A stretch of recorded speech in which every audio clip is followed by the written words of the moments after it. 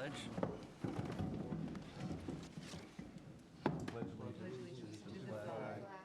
United States of America, to the republic for which it stands, one nation, under God, indivisible, with liberty and justice for all. Thank you. Lori, could you do roll call, please? Francis Fox. Here. Bill Taylor, not present. Rick Drew. Here. John Aldred. Here. Brian Byrne. Present. Dal Cullum. Here. Jim Grimes. Here. Susan McGraw-Keeber. Here. Susan Vorpal. Here. Thank you. All right, we're going to start with a presentation from John Barley Dunn, his annual report on the Shellfish Hatchery. Hey, Dal, could you hand me that? Sure. Thank you.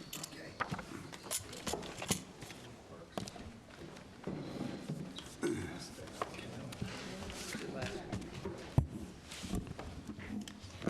I allowed to move this one? Sure. All right. Nice to see you all again. Hey, Wally. Talk about last year's hatchery doings. I'll just turn it on. All right. So a little background for some of you and for the folks at home. And John knows all this, cold, of course, but Long Island used to be a huge shellfish producer.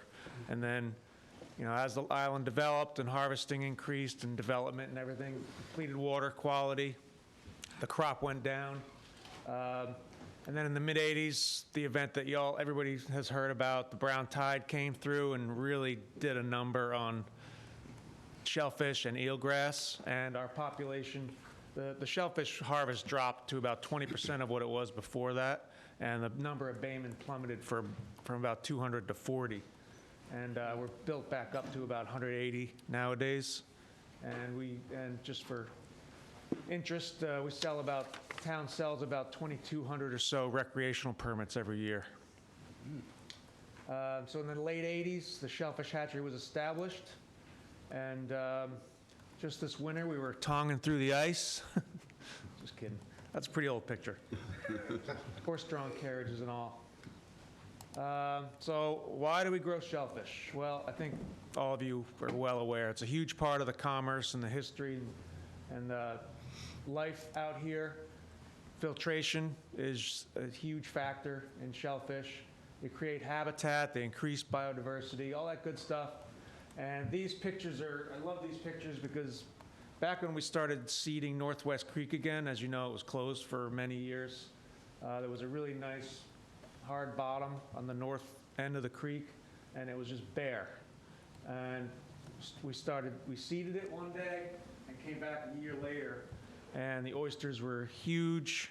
There was tons of macroalgae and a lot of stuff in there that you can't even see, like grass shrimp and other nursery finfish swimming around in there. So it just changed the landscape of the bottom, and for the better. It just provides tons of habitat and tons of filtration from those shellfish. So that's the background. So what we did last year, we disseminated about 40 million oysters, clams, and scallops, valued at over 900,000. So very, very close to that $1 billion mark, which I hope we'll reach one of these days. It was a pretty decent year. Everybody who was here, we didn't have any named storms, no real dramas on the weather front. And although temperatures were warm, you know, it was another top 6 or whatever record-breaking year, the peak water temps in the summer didn't really reach what they usually reach. We usually overcome 80 degrees and stay there for several days, if not weeks at a time, but last year we really just blipped over that 80-degree mark for a few hours at a time, which is important for eelgrass especially because they can't really sustain those warm temperatures. We had a good year on the revenue front. We had some fundraisers, some donations, and had a good year on seed sales and brought in about $60,000. So oyster production, we basically do about 3 spawns of each. 3 spawns oysters, 3 spawns clams. And if it works out, we try to start on Valentine's Day in February, which is real exciting and cute and all. But this year it was February 13th, so it was close. We managed to get about 2.25 million oysters up to seed size. And what that means basically is we have a target. The idea of the shellfish hatchery is to start early and grow shellfish as large as possible by the end of the season so that when we seed them, they can survive predation. The larger they are, the better they survive, basically. So we managed to get about 2.25 million oysters up to seed size, which means they measure about 40 millimeters from the hinge to the beak.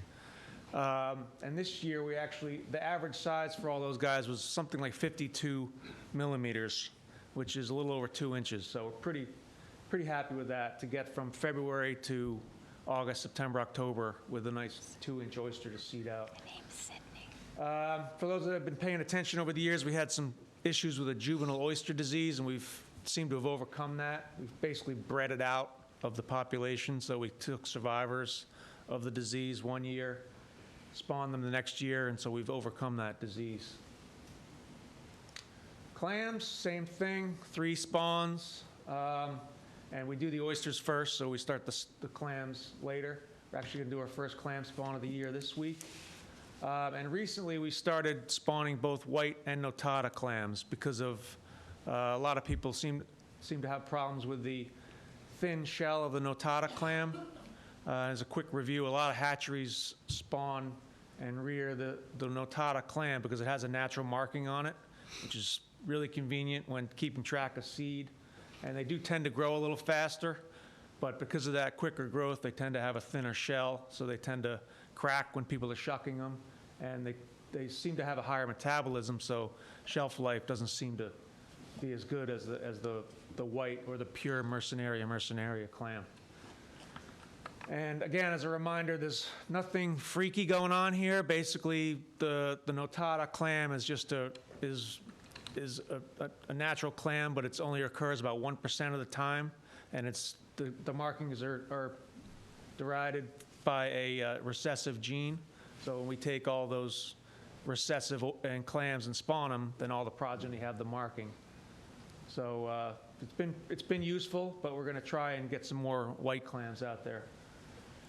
So we got about 4.3 million clams to the seed size, which for clams is much smaller because they're a slower grower, and that's about 10 millimeters measured.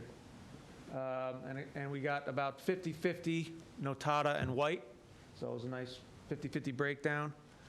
We started growing a lot in 3 Mile Harbor because in our growing site in Napeague, it's really exposed to the southwest, and the way that we grow clams is on a sort of an open floating tray system.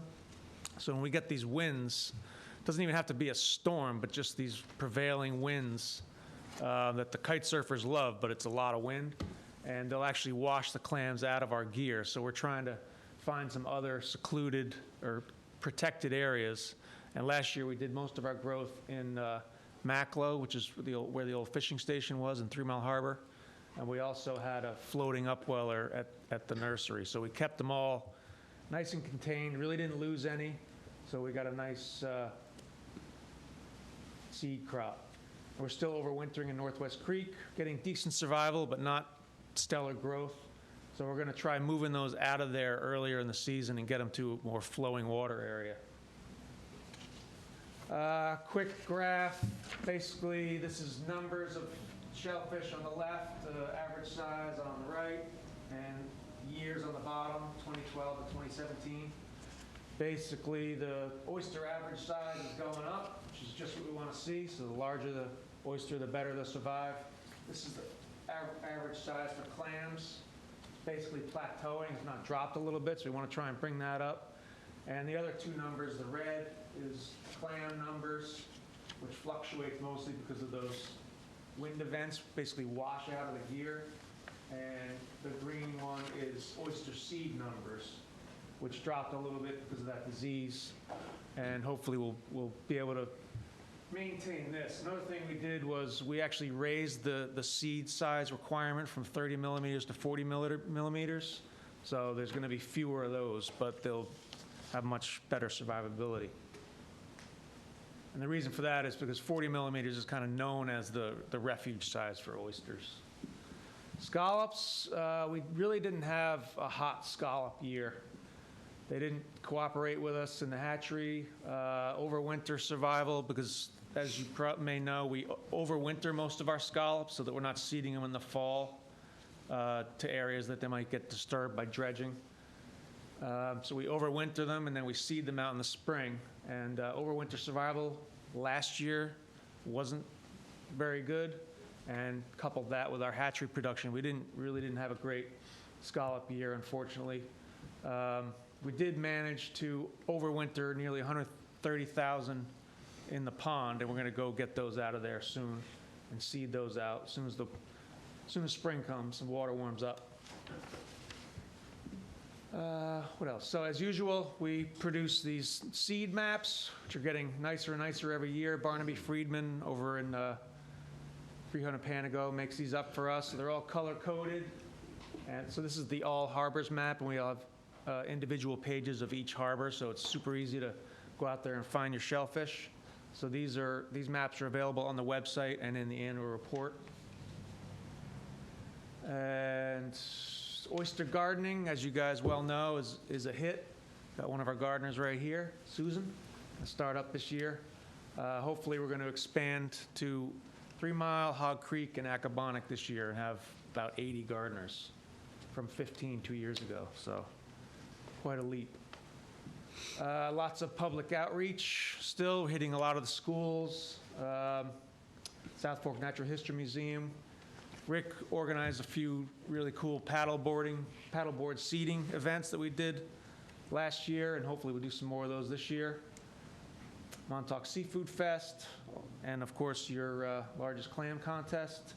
Got some Cub Scouts out there, and we have a pretty cool touch tank, and kids just love it, scallops especially, playing with this stuff.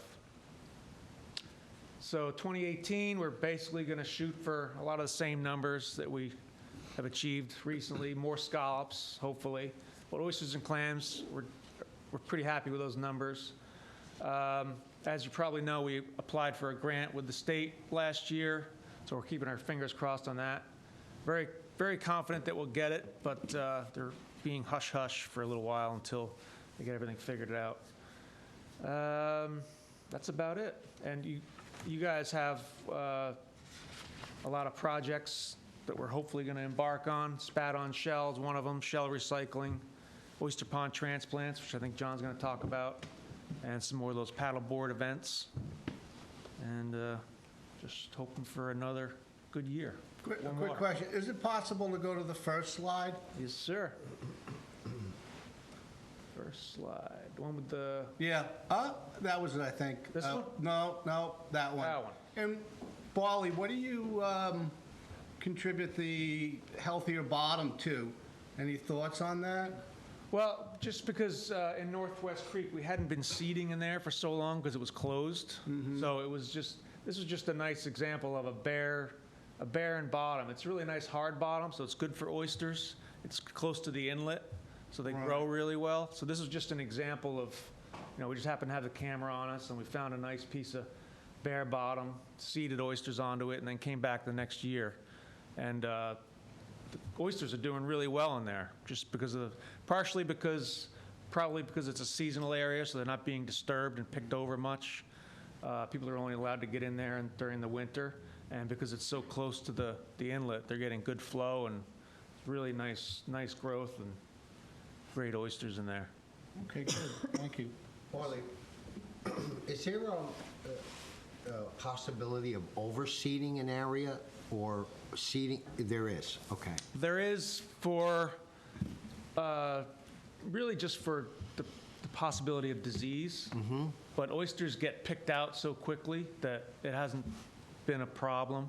There was one area that we think might have succumbed to disease, and that's the area in 3 Mile Harbor, that little area north of Keys Island. Okay. It's super shallow, so it gets really warm in the summer, and we used to have really good luck in there seeding oysters, but then one year a lot of stuff died off. So we were afraid disease got in there, so we kind of let it fallow for a while. So it is, and that's a good point, it's important for this stuff to get harvested out, because one of the main diseases is actually one that hits oysters as they're a little older. It's called dermo, and it hits oysters when they're about just right around harvest size. So it's actually good for people to get in there and harvest them out before disease may or may not hit. It's not, a lot of our stuff is resistant to that disease because it is a prevalent disease here, but. I asked because I know there was a concern, I'm not 100% certain on the details about it, but it was brought up to me by one of the baymen about a certain area where when they were harvesting, they were coming up with a lot of dead shellfish, and they attributed that to overseeding. I don't have the particulars yet, but once I get it, obviously, if you don't mind, I'd like Yeah, to no, I'd definitely like to learn speak more. to you about that and maybe pass that information along and see if there's something that can be. Yeah, and the sooner we can hear about that, the better, because we can send stuff off and have it tested. Awesome. Diseases Okay, especially. sure. Yeah, this wasn't if too anybody long ever- ago. This is Okay. about three weeks ago. It was brought to my attention. Okay. And Yes. and then I asked to get back to the person the next day, and something came up. So they said Okay. they'll eventually get back to me, and they hadn't. So the question's been floating in my head. It can happen, Okay. yeah, and that's one of the reasons why, we seed so many different areas and try to kind of hedge our bets, basically. But yeah, and that's a good point. If anybody does find dead or dying shellfish, to let us know, and we can get samples shipped off and figure out what it is sooner than later. It could also be harmful algae, sorry, go ahead. Okay. But not during the winter, most likely. Once an area is designated as an area that might be endangered by disease, how long do you typically let it go before you would consider replanting? Usually let it fallow for a year or two, at least a year. But this particular area, Keys, we haven't seeded it. This was spring of 2016. We heard about a lot of, or saw and heard about a lot of dead oysters in there. So we haven't seeded it since. So that's been 2 seasons since. And I'm not sure, it's a popular area for certain people, but it is so shallow and gets so warm that bacteria loves warm water. So it's a potential problem. Yeah. The numbers that you put up before show millions and millions of clams and oysters, but only a few 100,000 scallops. Is there anything that we can do to help change that, or is there constraints that you're faced with that make it difficult to grow scallops? It's really a labor. Scallops can't be, because scallops need to be underwater at all times. They're a subtidal shellfish, whereas oysters and clams are an intertidal animal. So they can be taken out of the water and left high and dry in totes as we process them, as we work with them with their gear. Scallops need to be underwater at all times and can't be grown nearly as densely as oysters and clams. So it really takes, it's a labor and gear issue. And we basically put the same amount of time into all 3 species. A little bit less into scallops because we do spawn them later, but it's just an indication of how much more hands-on work scallops take, just because they can't, like I said, can't be grown as densely and need to be kept underwater at all times. So you need more gear, So, basically, to Yeah, more gear and more another person. labor. Yep. Great, thank you. Yeah, where you can grow tens of thousands of, say, clams in a tray or something like that, you could only grow a few thousand scallops in the same areas. I have a question for you. Yeah. Are the survival rates consistent with data you have from other projects or programs, or is there any other data out there across Long Island? Not a lot. Well, yeah, it's pretty consistent. I mean, we expect about, once you get oysters to that refuge size, you expect about half of them, if not more, to survive. The bigger they are, the better survival will be. Clams, John actually did a lot of work back in the late 90s and 2000s on clam survival, and it's pretty consistent. Our results are pretty consistent with others. Sometimes we have better results, like, for instance, people are often surprised at how well we do with scallop overwintering, except for last year, obviously, but it's pretty consistent industry-wide, the results we get. How many of those scallops did you start with to end up with the 300,000? I forget. I'd have to look, but I think last winter, so 2016 going into 2017, I think it was around 100,000. Started with 100,000. Our goal was 300,000, and we haven't actually been able to achieve that in the last few years. Scallops have been finicky, so that's our goal. 2016, we had about 100,000 going into the winter, and our survival was in the single digits, unfortunately. Well, Yep. The white clams, what are you doing do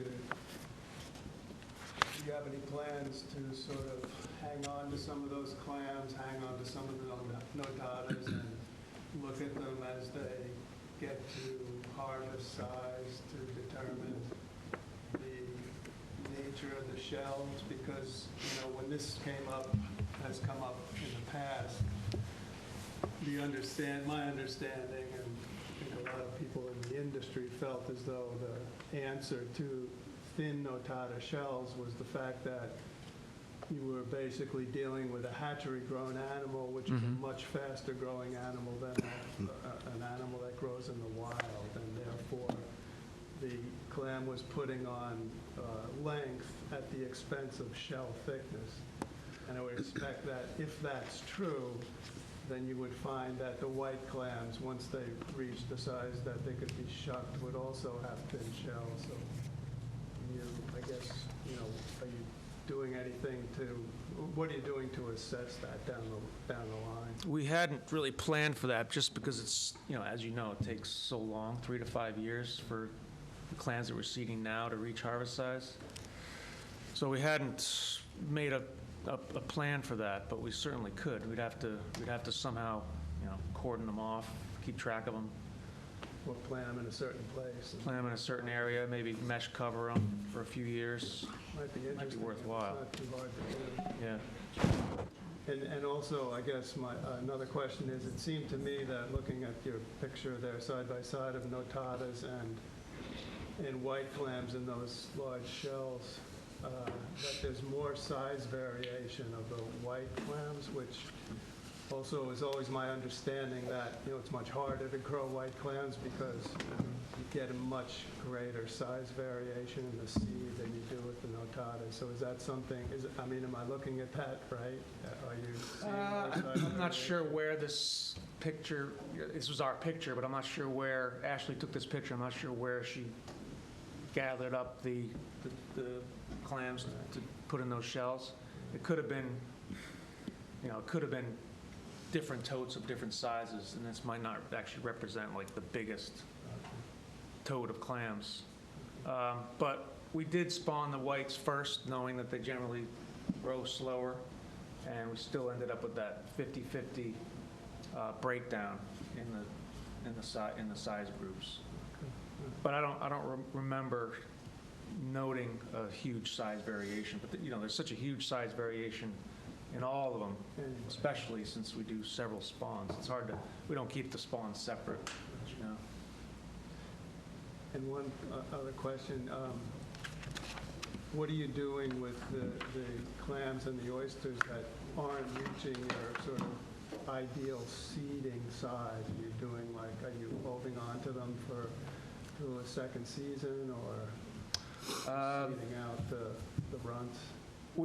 For clams, we pretty much hold on to them as long as we can until we run out of space, and then we seed the runts and hold on to the fast growers, get them up to seed size by the end of the season. Oysters, we've been selling some of those because, as you know, they don't. Seeded small clams, you will get some survival out of them because they burrow. If we seed small oysters, they really just get devoured. So we've been selling some of those, and then we do cull and seed the rest. But we're always just keeping the system full with the fast growers and stuff that we're going to keep to seed size. Does that answer it? Yeah, thanks. Any other questions? Felt like you guys were in your own world, you know? Picking up on all the lingo. Yeah. Yeah, pretty cool. Thank you. Thank you. Yep.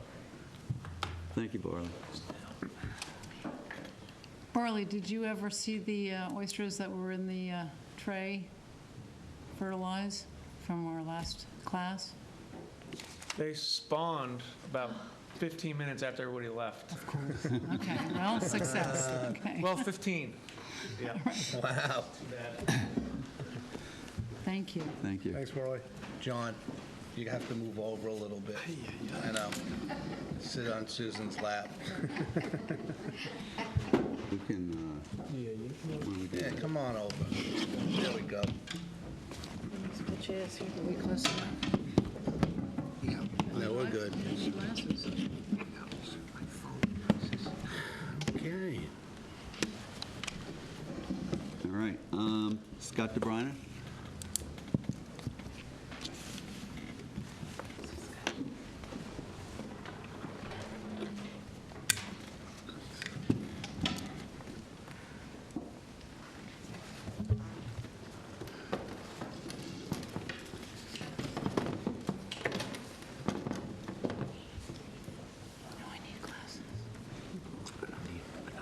I'll try to, do I have to actually stand here? Can I come around the other side and Wow. point to things?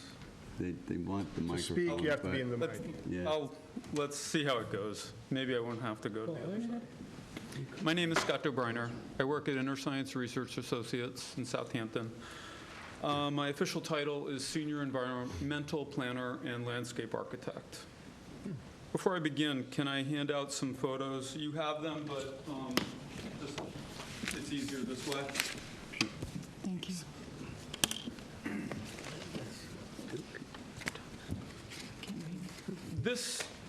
The application's name is LWJ LLC. However, there's no secrets here. This is Anthony Duke's property. I grew up in this area and attended the fireworks that go on every summer. Many of you have as well. That's why I want to identify it as Anthony Duke's property. Actually, it's owned by his children right now. This is a pretty simple, straightforward proposal. Environmental impacts are quite benign. Essentially, if you turn to the last page, turn to the most important aspect of this proposal is on the last page. There's 289 linear feet of bulkhead that's failing. Okay, that bulkhead is going to be completely removed. One second. That bulkhead is right here. That's all going to be removed. Pilings cut at grade.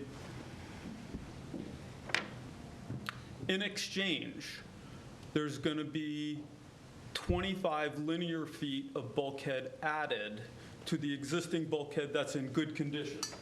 One more time. Right there, there's going to be a 25-foot return, which shows up right there. That's the only structural aspect of this proposal. Ironically, in let's see, when was it? Probably 5 years ago, the applicant had hired another environmental consultant.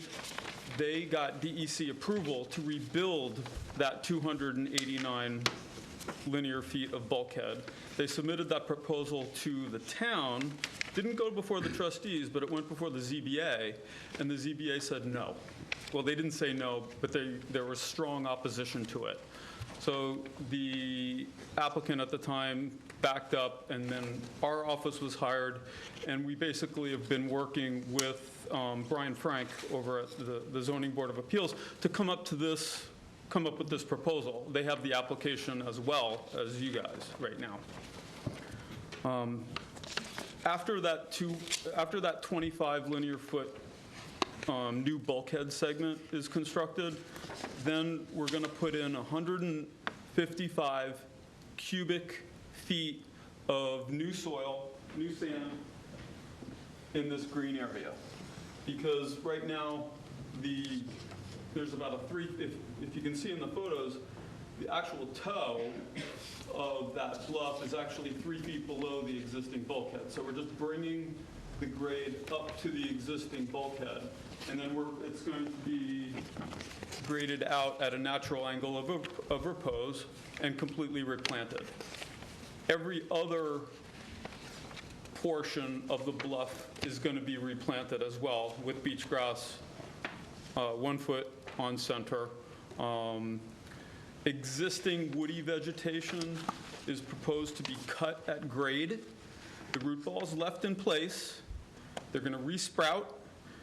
Woody vegetation, especially on exposed bluffs, tends to slump and bring dirt down. So we're not going to dig out that existing woody vegetation. There's not much of it. I already flagged it. I went out there and flagged it if you want to see the specimens that are proposed to be cut at grade. They're just going to be cut at grade. The root balls are going to be left in place. They're going to resprout. And then every other unvegetated area is going to be planted with beach grass. That's essentially it in a nutshell. I'm happy to answer further questions while I'm here. How many trees do you propose to cut at grade? There's only 1 tree, and that's in the photo. It's right on the edge. The first photo? Yeah, it's not to increase views, Yeah. because the views from this home and property are pretty spectacular already. But honestly, that tree is on the cusp of falling down. There is a grass ledge that is actually 3 feet cantilevered over the bluff. So if you get too close to that bluff, it's kind of like a trap door. It's happened to me before. They actually put up a fence to keep people from getting too close to that bluff. That tree is outside of the fence. So I know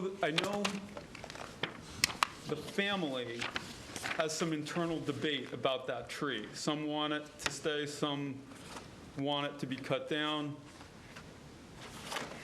We're proposing it to be cut down at grade. It's going to resprout.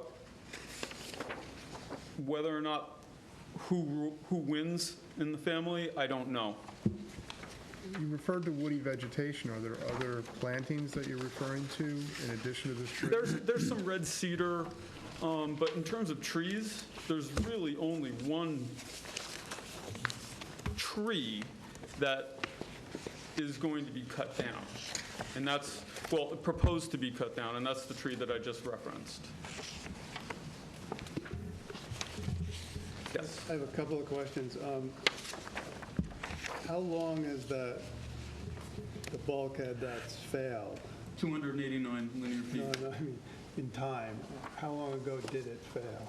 Oh. When was the last time there was, some bulkhead there protecting? I think there were some homemade improvements over the years. I think the owner probably placed some plywood to patch up the holes. I know that when the DEC issued the approval for this, they considered, which wasn't all that long ago, it's probably within 5 years, they considered that bulkhead to be functional and existing. So that bluff has lost that much material in the last, say, 5 or 10 years? Oh, yeah, I have it pretty well documented. That photo that you have was taken in just last summer, about a year ago, 2017. It's in worse shape now than it was in that photo. And in that area above the failed bulkhead, you're just going to plant what's there. You're not going to add any material. Correct. Yeah.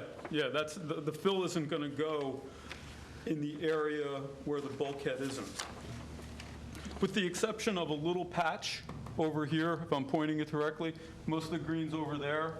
I think there's a little patch of green over here. That's because in this area, the existing It's the other way around. Sorry. No, it's okay. I was really wrong. In this area, the existing bulkhead is actually working. It's actually creating a 3-foot change of grade. It's in good shape here.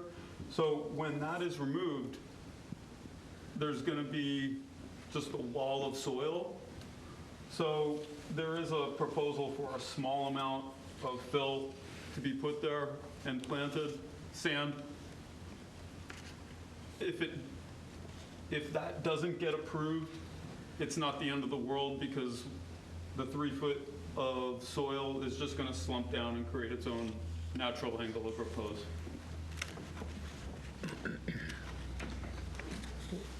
Another question. What is the advantage of removing some of the various native, I assume this is native vegetation that's there, and replacing it with beach grass? Well, the only vegetation that's proposed to be removed is the woody vegetation that's Right. large. This is not a stable bluff right now. And if you were to walk out there, you could see the soil coming down. So what happens is during storm events, the woody vegetation gets knocked around, and often it becomes uprooted, and it drags soil down from where it's growing down to the toe. So it's a fairly common practice to cut that woody vegetation at grade. It resprouts about 70 to 80% of the time. What you're talking about here, I think, what were there, red, I think there was some cherries or that along there. It was real scrub stuff. Yeah. But, you know, the deal with this is, you know, when you do these things, you've got to try and knit that soil surface back together. The most efficient plan for that is like the beach grass. It's a great pioneer organism. If you've already got this somewhat unstable tree canopy over and above it, what it does do is it shades the areas. The grasses don't grow as well. And like Scott explained earlier, you do get this situation where these trees lodge over on a pretty regular basis, and when they do, they carry a portion of that bluff down to the toe with it. I think we've seen that a lot of on the bay, different areas you see it. So it's like you get that kind of pickup sticks Hill. look. Yeah. It's funny, beach grass has the highest percentage of survivability. Among the beach grass is common, it's readily available, and it grows. Ironically, one of the best forms of bluff stabilization plantings is poison ivy. It really takes off, and it does stabilize the bluff. There's been lawsuits, though, that have taken place because property owners have planted poison ivy. It's not recommended. I wouldn't want to propose it for one of my clients. Beach grass is what we're proposing. I think it's suitable here. Thank you.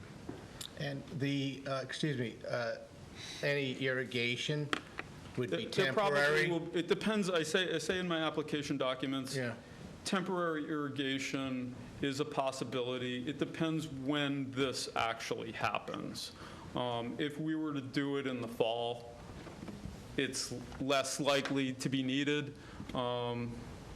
If it happens, if we do this in May, which we would like to do, it probably will be a good idea to have temporary irrigation from the top shooting down.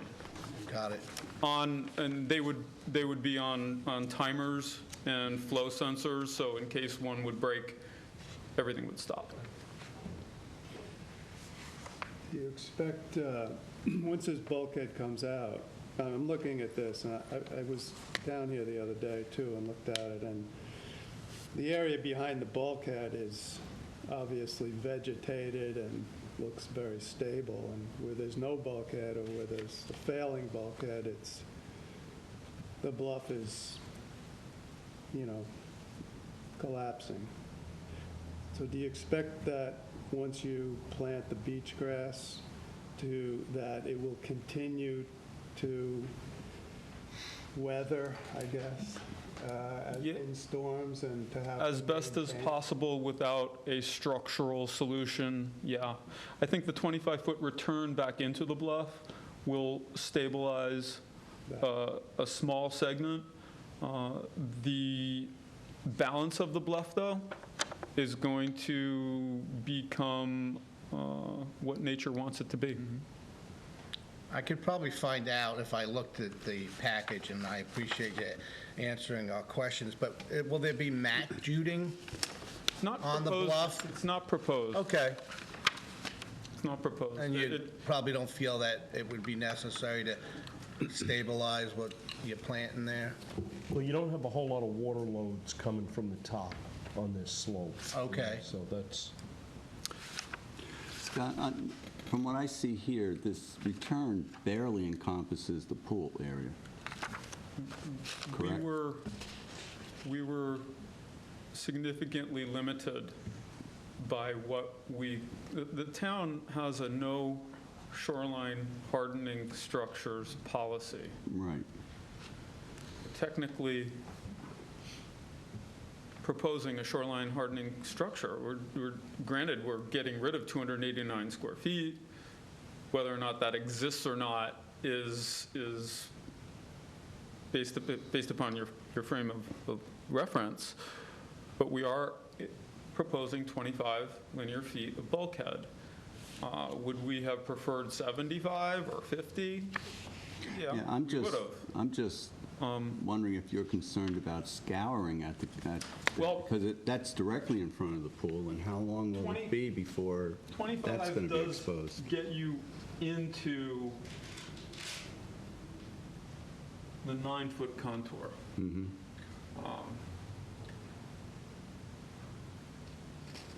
It's based upon our research, and we actually also hired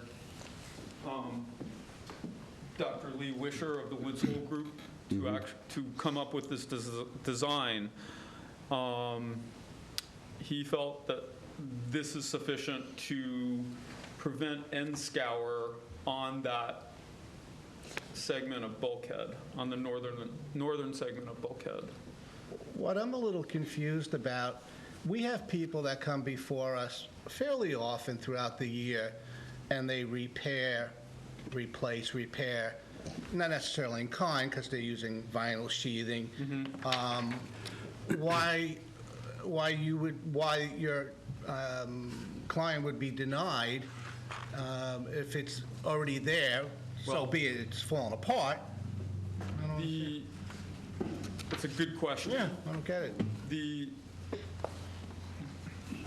The question actually, though, is the structure functional? From the DEC's perspective, when they issued a permit for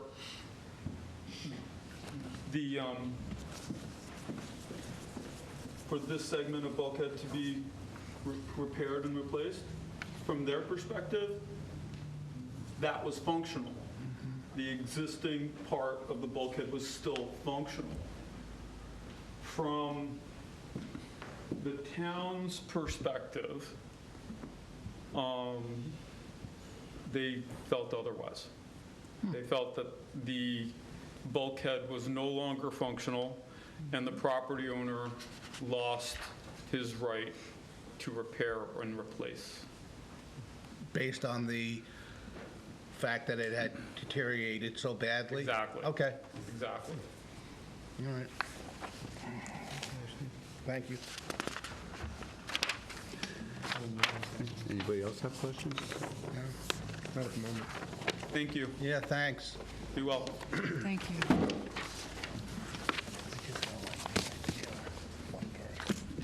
Planning dictating, because that could have been argued. on the contract, I'm going to recuse myself from this one. I'm just,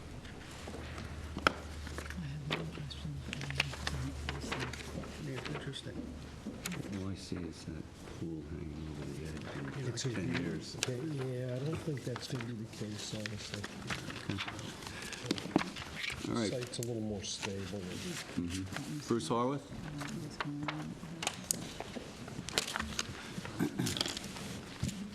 Thank you. Bruce Horwath, representing 3 applicants in the Georgia Association in terms of Phragmites control project.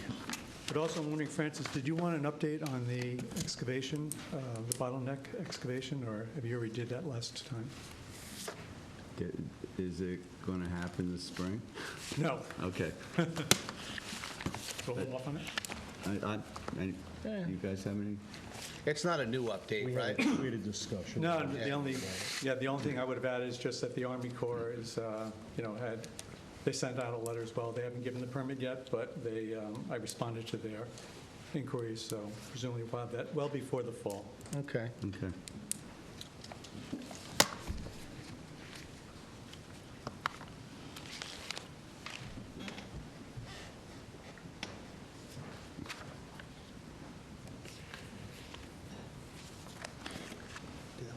Sure.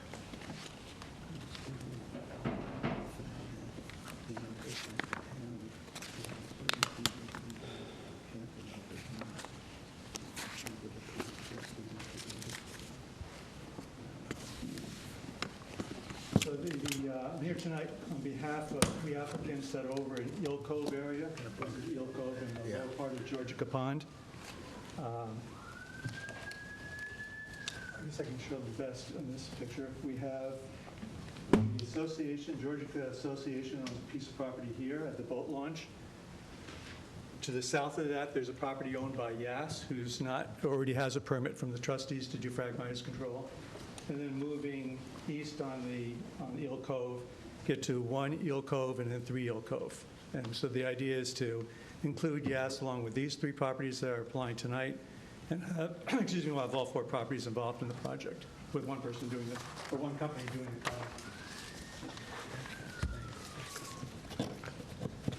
This is the boat launch that I'm talking about. This is the area of the Georgia Association property.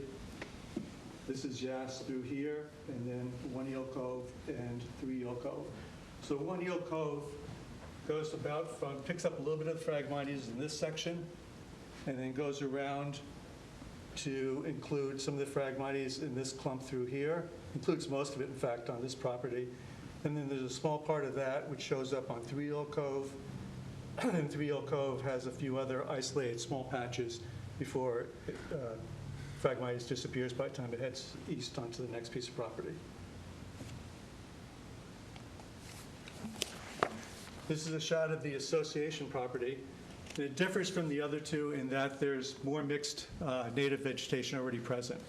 In all 3 cases, or all 4 cases, we're talking about Phragmites control by cutting it down to 6 inches initially, then a repeated cutting program which will allow it can't be cut below 18 inches, but doing that 3 to 4 times per year, and doing that over the course of several years with monitoring reports each year to trustees and to the other regulatory agencies. The reason, the thing that differs between this property and others is the fact that you do really have a mixed vegetation. That's in part just because of probably some previous cutting that was done there. There was a permit to cut from about 2006 to 2016, I think. It was cut fairly irregularly, not in any sort of frequency that probably would have affected the Phragmites more. The other thing that's happening in the Georgia Association piece of property is that you have a freshwater wetland that's coming in from the roadside, and it also leads to increased diversity of the native vegetation here. In contrast to the Georgia Association property, this is 1 Eel Cove, and this is that stand of Phragmites that's on the border between 1 Eel Cove and 3 Eel Cove. And you can see that all the Phragmites, almost all of it is in the water. And there's actually sort of a drop-off of about 4 or 5 feet from the lawn/vegetated area down to the beach. Jim and Brian and I were out there today looking at it. Once you get beyond that, there's another 25 feet or so of just beach before you get into the water currently. But in any event, this is pretty much a monoculture of Phragmites, and so the same procedure would be used, but it really you won't have to be as selective because there's really no native vegetation present. Well, no, that's not true, because there was that small patch of cattail. Yeah, but not in this section. That's up a little bit more landward. Okay. Yeah, there's some Phragmites that's going to be cut on both of these properties that is a little bit more landward, and that does have mixed vegetation in there. Jim was pointing out there was cattail, there's also another Spartina present, and a little bit of some of the rushes and sedges that you see at the other properties. I think that's pretty much it in terms of this, same methodology that we're using elsewhere and same reporting requirements. Bruce, for the newer members, how do you actually go about cutting the Phragmites? Yeah, the cutting is all done it's all handheld equipment. So people will be using weed whackers and in some cases, handheld shears. But it's all hand cut. And it's collected, carted, disposed of locally. And if possible, you try to rake out as much of the existing litter layer as you can, but that becomes sometimes cost ineffective. So it's sort of a site-by-site decision. Thank you. Yeah, thanks. I think this is actually a good opportunity to connect several properties coveted under sort of one permit. There is quite a bit of natural vegetation still existing in these areas.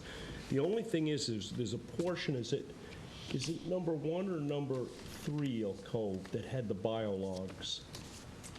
Number 3, I'm pretty sure it's 3. Yeah, I think it was 3. There was one property in this where the owner had done some stabilization of a sort of a receding bluff. They put in those core fiber logs, biologs, whatever you want to call them. They didn't seem to do any herbaceous. They did some shrub revegetation, which has thrived. It's doing very, very well. But as a component to this, would the applicants consider attempting to get some vegetation? And we had a discussion about Spartina pectinata or Spartina patens, or that, to kind of truly stabilize that shoreline. Because right now, it's, the core fiber logs, at the end of the day, if nothing grows through them, it's a structural solution that has a life expectancy, and at the end of their life expectancy, erosion's going to continue to occur. So What are they made out of? they're made out of core, which is coconut husk. Okay, it's and it's what it is. It's tightly packed into something that looks like a sausage casing of mesh. And what they do is they do allow stuff to grow in it, and the intention on them is they've got about a 7 to 10 year life expectancy. At the end of which time, you hope that there's enough vegetation has sort of knitted through it that it can retire quietly and just act as part of a substrate that the plants are growing on. That's what they use at the Village Nature Trail? Is Yeah, that the same material? in fact, we put those in. Okay, that's what we're talking Yeah, about? that's exactly what we're talking Good about. stuff. Yeah, so as part of the plan, it does call for replanting or bringing in, first, initially it calls for the allowing whatever's there or already occurring, either in the seed bank or present, but just being suppressed, to allow that to grow up for a little bit. And where that's not adequate and you end up with bare ground, it does call for bringing in nursery stock of material and planting it. I think the thing that Jim's bringing up, so that's already part of the permit application. The thing that you're bringing up, which I think makes sense in some of these portions of this property and certainly other properties have been working on, would be the core logs, and maybe even ones that were pre-planted. But I'm wondering about... I don't think you'd need the logs, because this is more on a horizontal, you've got basically, you're not trying to contain a vertical change. What you're really trying to do is establish that typical Spartina shoreline band. And Did you mean the mats, though? I Core would do mats? I would look at the mat or pallet material. Right. Pre-planted would probably be the most effective thing. Right, so I would certainly bring it up with them. I don't know in terms of, and as I said, there is the planting requirement. I'm a little bit, I don't know at this point whether or not you end up needing additional permits if you bring in either mats or logs. And if that was required, even though the trustees may go along with it, I don't want to commit the applicants to have to deal with DEC and the town on that. But it certainly would make sense in some cases. Well, you could count on the trustees going Right. to bat for you. Yeah. Could you plant without mats and avoid that? You can in some cases, but your survivalship would be better with the mats. Yeah, the difficult thing that you have over there, and we saw it today, is you get the geese in there, and that's why you don't do these types of plantings in the fall, because the geese basically, even though they don't necessarily like Spartina patens, if the opportunity to eat it is there, they'll eat it. And what they do is during periods of high water, you can see where they'll work their feet, just paddle all of the soil off the roots, and just keep pecking stuff out. This is why, when you do stuff like this, typically you'll plant it early season, spring, early summer, so that the plants have a chance to root. But I think what's going on this property is you get just enough wind-driven wave action that it erodes these areas, where if you could just get that sort of buffer band established, it would probably grow and expand all on its own. I think that's true. So that all being said, were we going to make a motion, Jim, to accept these, or? Well, you're not necessarily looking for that tonight, because you still got a little ways to go. Right, here's the catch on it, so I am sort of looking for it tonight in the sense that the DEC accepted one of the 3 applications, already gave the permit. On the other 2, they wanted some additional information. The most important piece of that was that they wanted to have a letter from the trustees. I spoke to you, Francis, about this. They want a letter from the trustees specifically saying that the trustees are giving permission to allow activity on the adjoining property to the applicant, meaning the trustee-owned bottomlands that are adjoining it. And that, we already have a letter from the trustees saying that you're supporting the efforts to control Phragmites within Georgia Pond, but they specifically want that language about the permission. So that's why I'm back here tonight for that part of it. So I'd like to be able to bring that to DEC so they can get that process going. I would make a motion that that letter be generated from our office, so you can meet the DEC's request. Do I have a second? I'll second it. All in favor? Aye. Okay, just to clarify things, this is not a permit, this is a letter in support. Bruce, you're going to ask the clients if they'll reconsider stabilizing that sort of toe on there, because, this is one of these opportunities to have a really, the difference between a really successful project and one that's sort of okay. And it's a great potential project in the sense that you do have all of this native vegetation that still exists on the site. But you can see some of the shortcomings of some of the work that's already been done there, okay? For example, the Yass property, you can see that they haven't been consistently cutting this Phragmites. We've issued a permit on this. It's being done on more or less an ad hoc basis, and the hope here is that there's some discipline, which most of Bruce's projects, we've seen that, where they do consistently cut that Phragmites so we can see something really positive here. But there is that, what really looks like a sandy beach today, that's devoid of vegetation. It would be nice to see something there that truly stabilizes. What's upland of that sandy beach, Jim? Well, there's a nice lawn upland of that. Not such a nice lawn that it looks like somebody's dumping a ton of fertilizer on it, but it is predominantly a lawn. Going up to the beach. Yeah, but there is. On number 3, there is a vegetated buffer. I don't know whether that was required by somebody, but they did a very nice planting along the edge there. But there isn't the herbaceous component of it, so consequently, you can see where there's some wave action during high water times that's starting to wash these core logs out a little bit.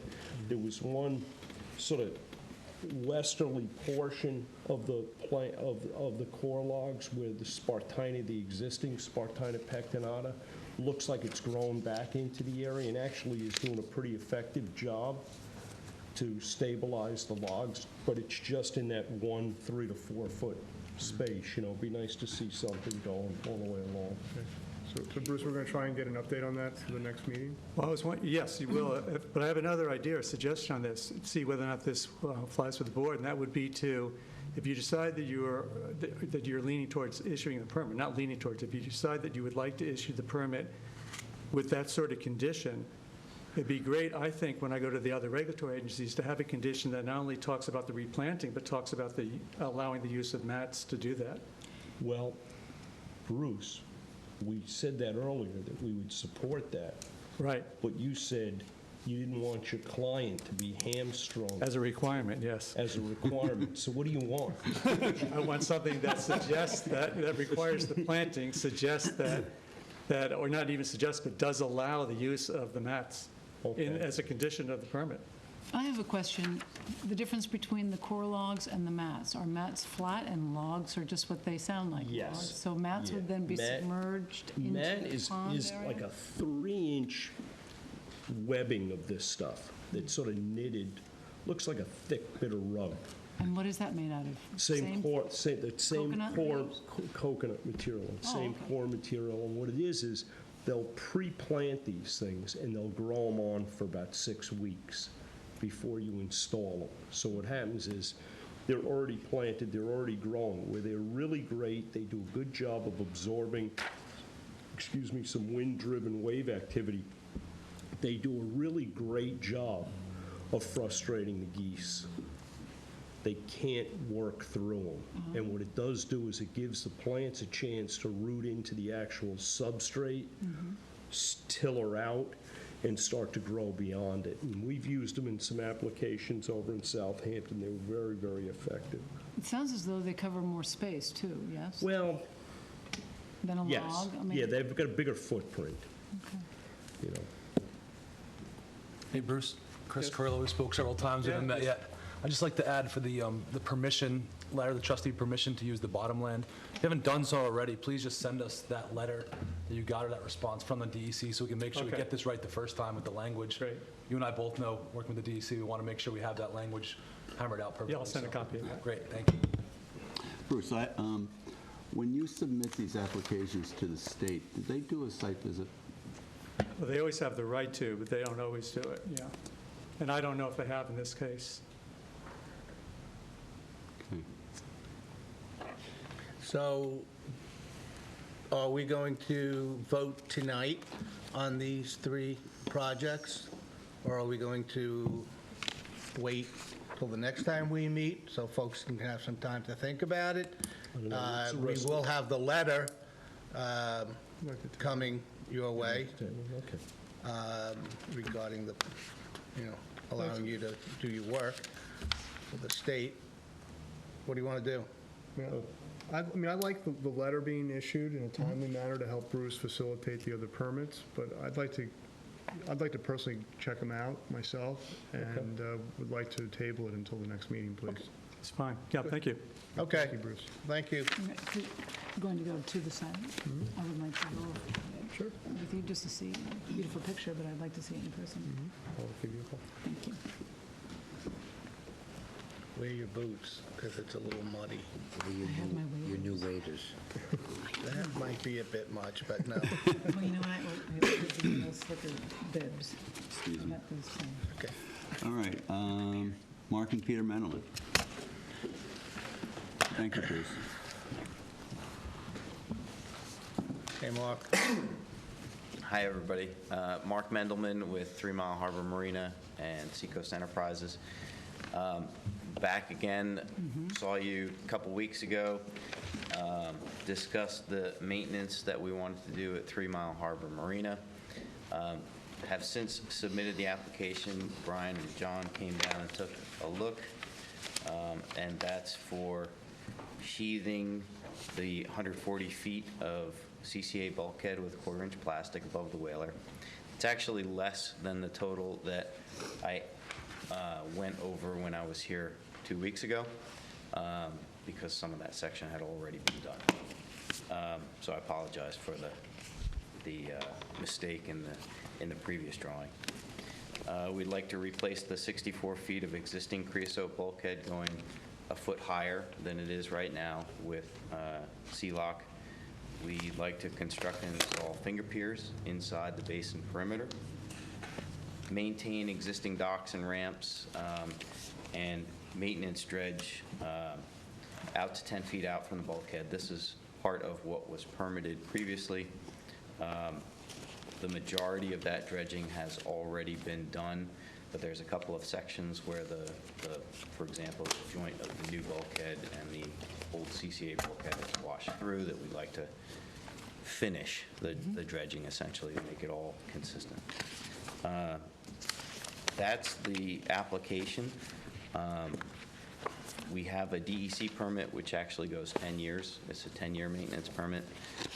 Previously, we had the trustees approve a longer-term time horizon permit of out to 3 years on the condition that we would come back every year and report what we've done and what we're planning on doing. Actually, I think it was 5, Mark.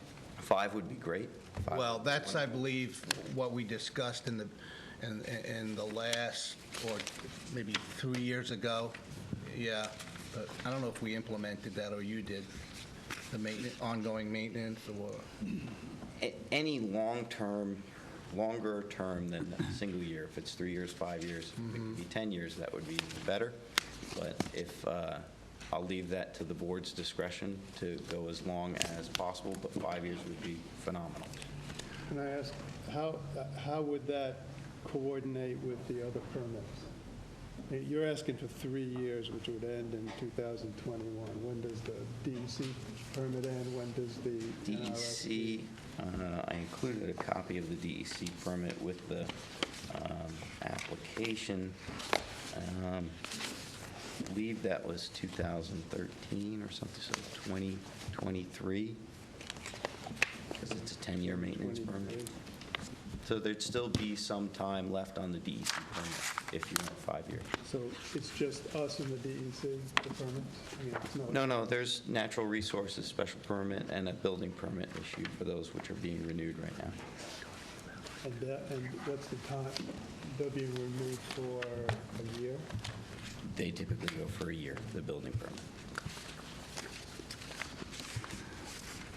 Mark, this previous permit, was that an actual 3 or 5 year permit, or was it just an agreement that you could expect it to be renewed each year? It stated in the permit conditions that it was technically renewed every year if we came and updated where we were, provided scale drawings with I recall that. what we Yeah. have done and what we plan to do. So it's not a 5-year permit, it's just a... It was a 3-year permit that was technically renewed if we came to the board. That was the conditions. Similar to what you... Let me just go out on a limb here, all right? And bear with me, because I was here, and I'm trying to do this by memory, and I think Peter can maybe bail me out on this. Because of the amount of work at all the different marinas, we understood that there was all this overlapping in terms of time and projects. So we agreed to give you a 5-year permit with the understanding that once a year you would give us an update, pay your annual permit fee, because God knows we like the money, even though it's not a lot. But seriously, that was the arrangement that we had with you folks. Because normally, we only give a 1-year permit, but an exception was made, and you could maybe just tell us, because I don't remember, why that works for you folks. Thank you. It works because it's just general maintenance, and if the DEC permits line up for those 10 years, it makes sense to just have every update be part of the register instead of having to come back for a new permit each time. It's basically the same. We'd be presenting the exact same application every time. So really what we're saving is the application, filling out the application and getting it notarized is really what we're saving. Yep, it works for me, yeah. This is Peter Mendelman. Let me just chime in. The DEC, we've met with Carrie Meeks Gallagher, the Region 1 director. They went to 10-year maintenance permits because they just don't have the time to go through permits every year when it's the same permit. So they issue a maintenance permit. It's got strict conditions, and you have to meet them. The trustees could do something very similar. It would cut down on your work. It's almost like, but you could have conditions that allow you to keep control of the project. And the report out every year is certainly something that makes sense for everybody. That way, if there are new members coming on board, they're educated. But, we've got multiple situations where we've got overlapping permits. Sometimes we go to the trustees first, and then it takes another year or 2 years to get a DEC permit or an NRSP or a building permit, and it just makes it really hard to maintain what you've got when permits are required for basically everything you need to do. Obviously, if it's a big construction project or something new is happening, that requires a new permit. Make it 1 year or make it 2 years so that we can get the other permits lined up. But if it's just maintaining an existing facility with dredging, bulkhead replacements, planking on docks, et cetera, it really would be helpful, I think, to the board as well to consider doing it as this one was, with a longer term, with a check-in every year. So would the onus be on you folks to come in once a year? Correct. It wouldn't hurt to have it on the trustees' electronic calendar and Sure. get a letter out, just like the building permit. The town of East Hampton is doing these like computerized Yeah, that's renewal letters possible. now, and they're just, it's helpful. Efficient. It's very helpful, and it's Okay. efficient, so. yeah. All right. But I would certainly take on that responsibility of Sure. coming back every year. No. I enjoy coming to see you and telling you what we've been So doing. essentially, you're submitting a 10-year plan to the DEC. Correct. And you're getting a permit for that plan. It's Yeah. purely maintenance, Yeah. maintenance Makes activity. perfect sense. I mean, John was pulling his hair out, trying to figure out what was going on with these projects, because they're so hard to separate from each other. Well, you can research what I said to substantiate that we already have on the books, as of maybe 4 years ago, allowing you folks to have that 5-year permit window and keep us posted once a year. So, And that's what you're here for tonight. yeah. So do we want to Without objection. Do we want to make a motion to just renew this permit as it's written? Yes, I'd like to make that motion. and I would second it. Yeah. Okay. And I'm going to recuse myself from this vote. Sure. I'm an employee of Seacoast Enterprises. Okay, all in favor? Aye. Thank you. Thank you very much. I don't know if it's not on today's agenda, but since I talked to you about it last meeting, I figured I'd give you an update on the floating Upweller system. Last meeting, we talked about 3 different possible options for locations.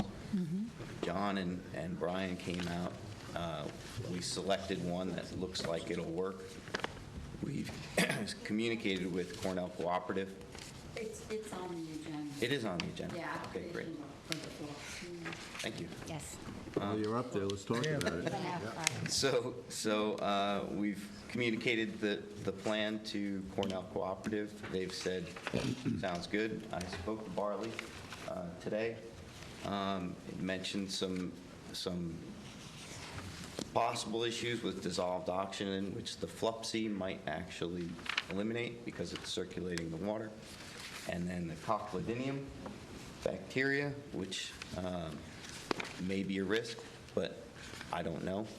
That's up to Cornell Cooperative, who would actually be growing the shellfish. Did Cornell agree to go closer to the ramp? They did. Okay, good. They did. They said it was a great location. Did they weigh in on the cocodamia?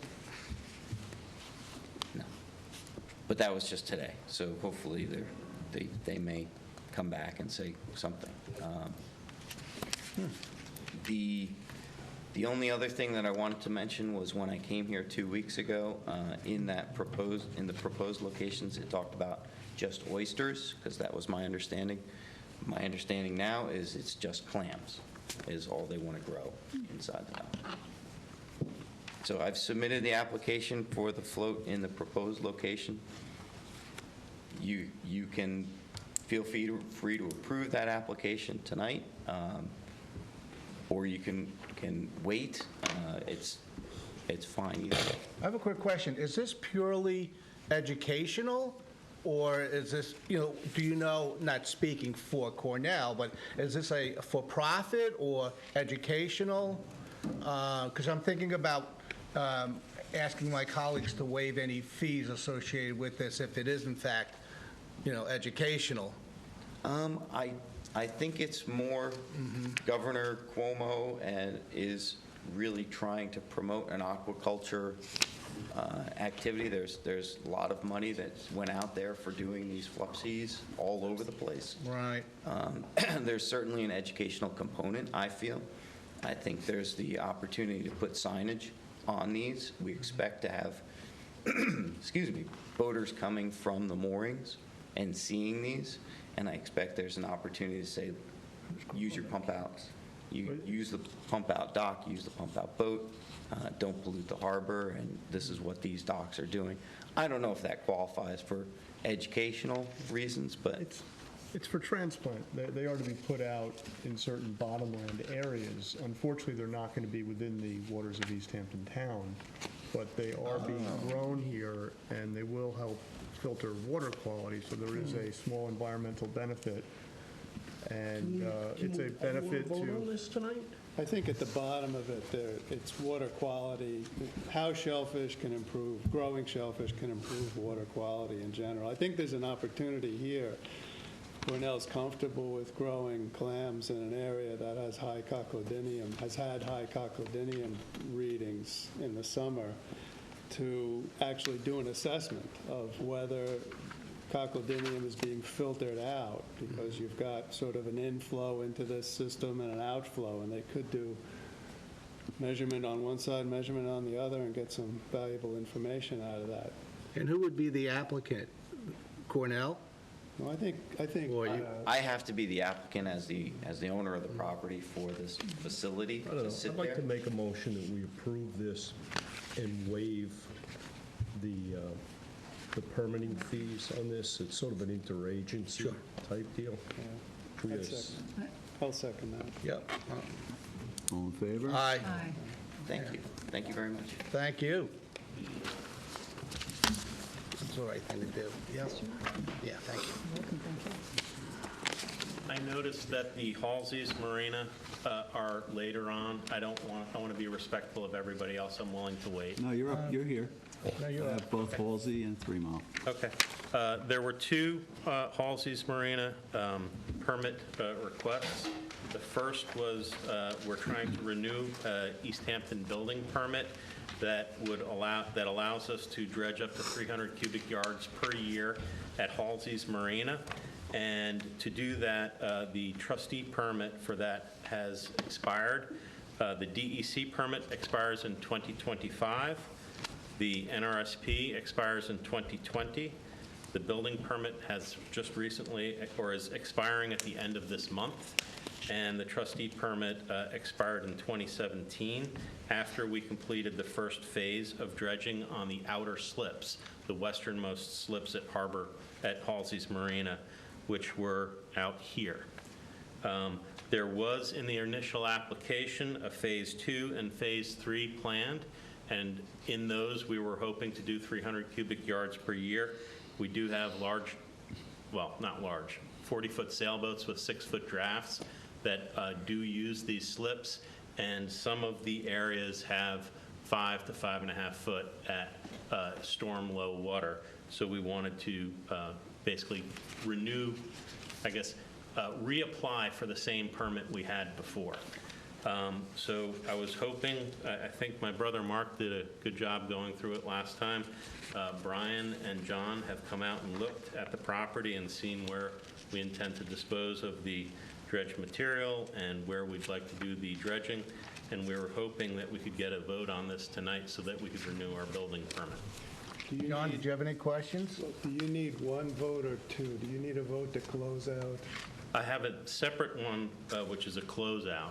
I can go through that now as well. That's the That's also at Halsey's Marina. number 315. Yeah, it's at Halsey's, not at Harbor Marina. It was listed as Harbor Marina. And that was to do We're now at Halsey. Yeah, we had them at do some sistering of pilings, 5 dock pilings, and some replacement of dredging.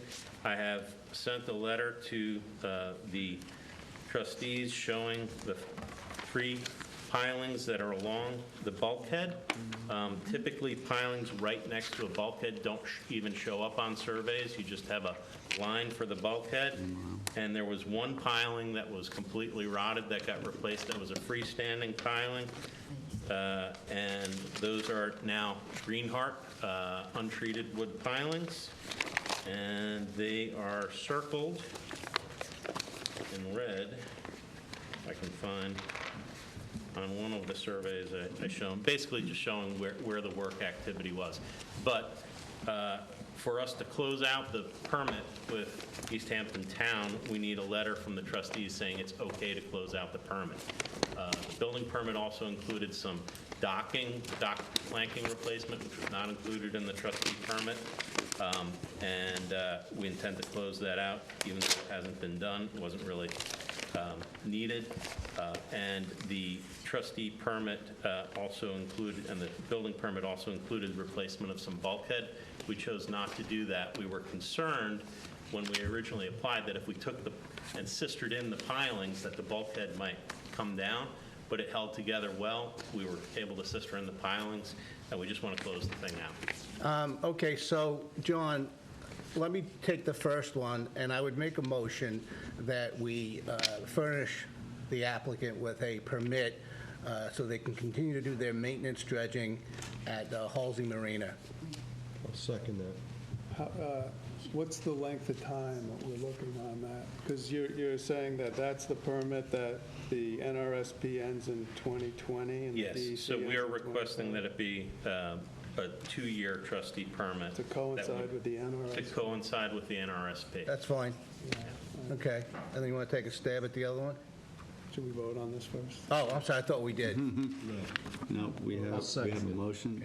All in favor? Can this, you made a motion to approve. The New application? maintenance dredging at Halsey Marina, Okay. and Jimmy Grimes That's for seconded. that's for 2 years. For 2 years, excuse me, yeah. And Jim seconded. And this is exactly the same as the previous permit? Yep. Okay. And we said, clerk said all in favor? Aye. Any Any nays? opposed? Ayes have it.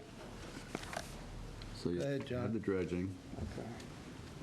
So on this closeout of this old trustee permit, I had a question on an as-built survey, and I talked to the building department. I think I confused everybody with this. So my understanding now, after having talked to Mark, is that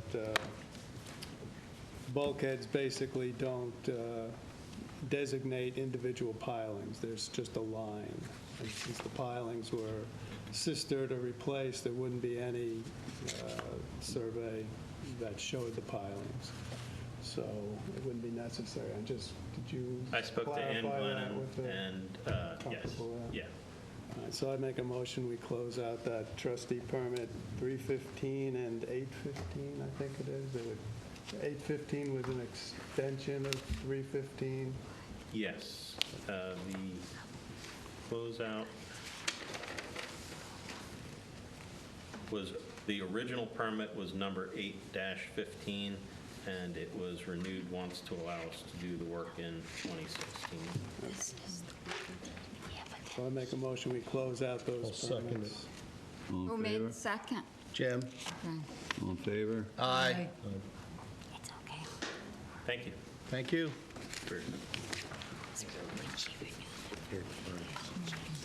Yeah, great guys. They do nice work. Oh, they are, yeah. Okay, site Kinsella.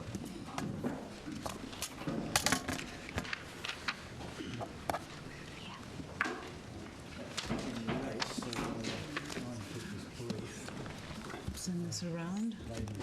Yeah. Oh, thank you. Ladies first. Thank you, Si. Sir? Thanks.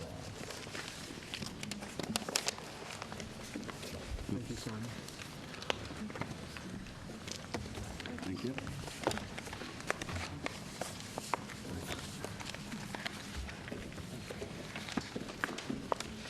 You certainly do your homework. I'll say that. Good work. Yeah. Nice presentation, yeah.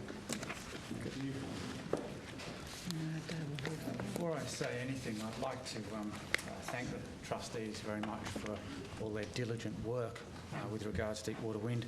To say that it's difficult wading through everything is an understatement. I've been trying to get to the bottom of it, if you'll pardon the pun, for a long time, and I don't feel as though I'm getting very far. I thought I'd come tonight principally as a follow-up to the letters that I've previously written. I don't have a copy.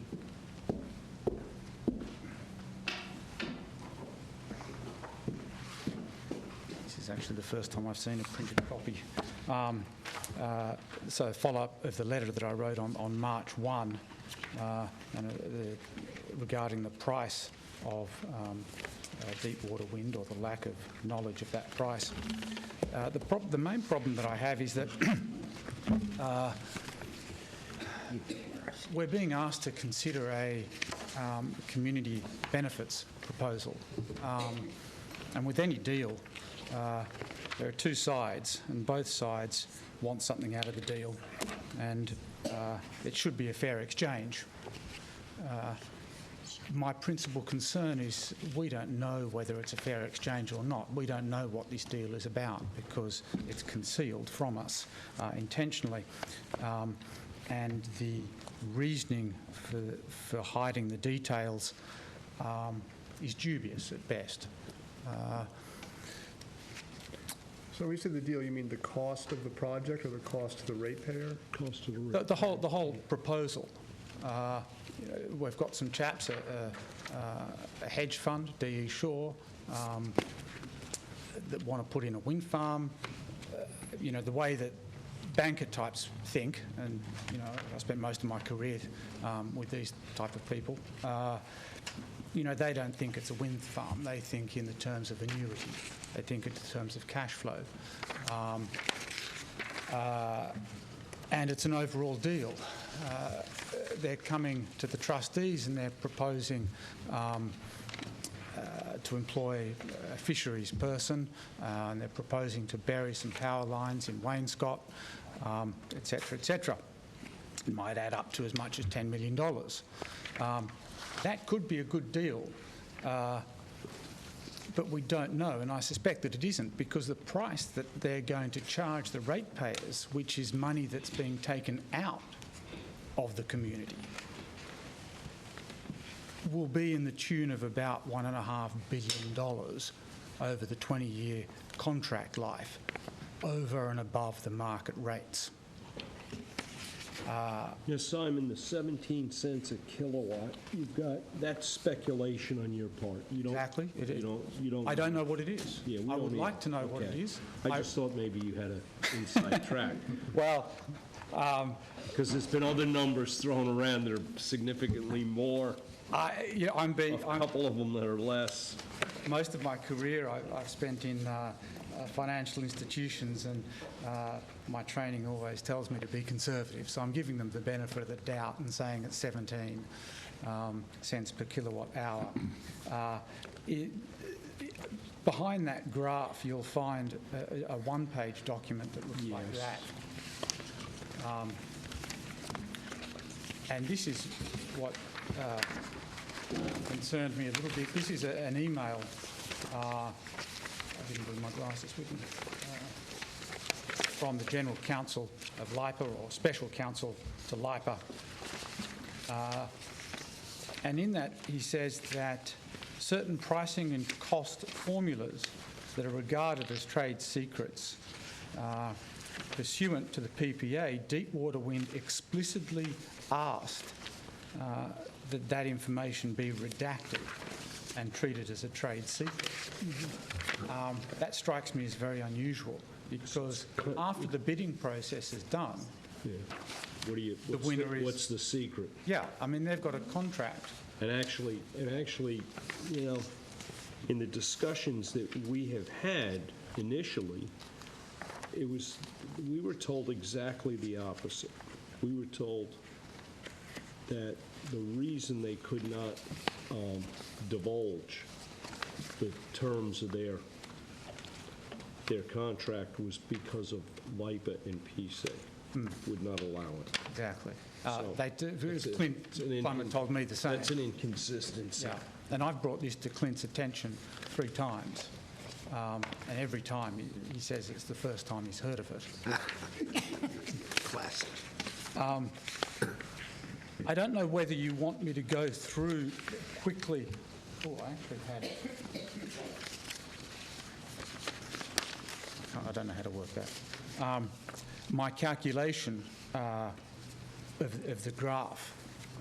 I've taken information directly from the LIPA website and from Deepwater Wind's website, so I've used their own information.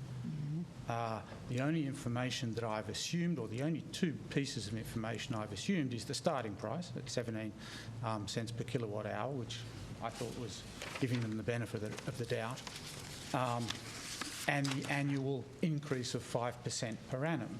And that's a pretty standard increase at 5% per annum.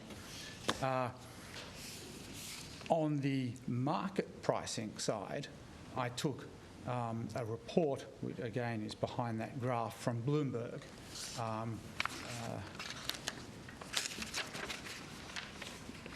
The Bloomberg New Energy Outlook for 2017. There are many reports out there, and they all say the same thing, and that is the price of wind-generated electricity is going to fall substantially. And when I say substantially, I mean half and half again.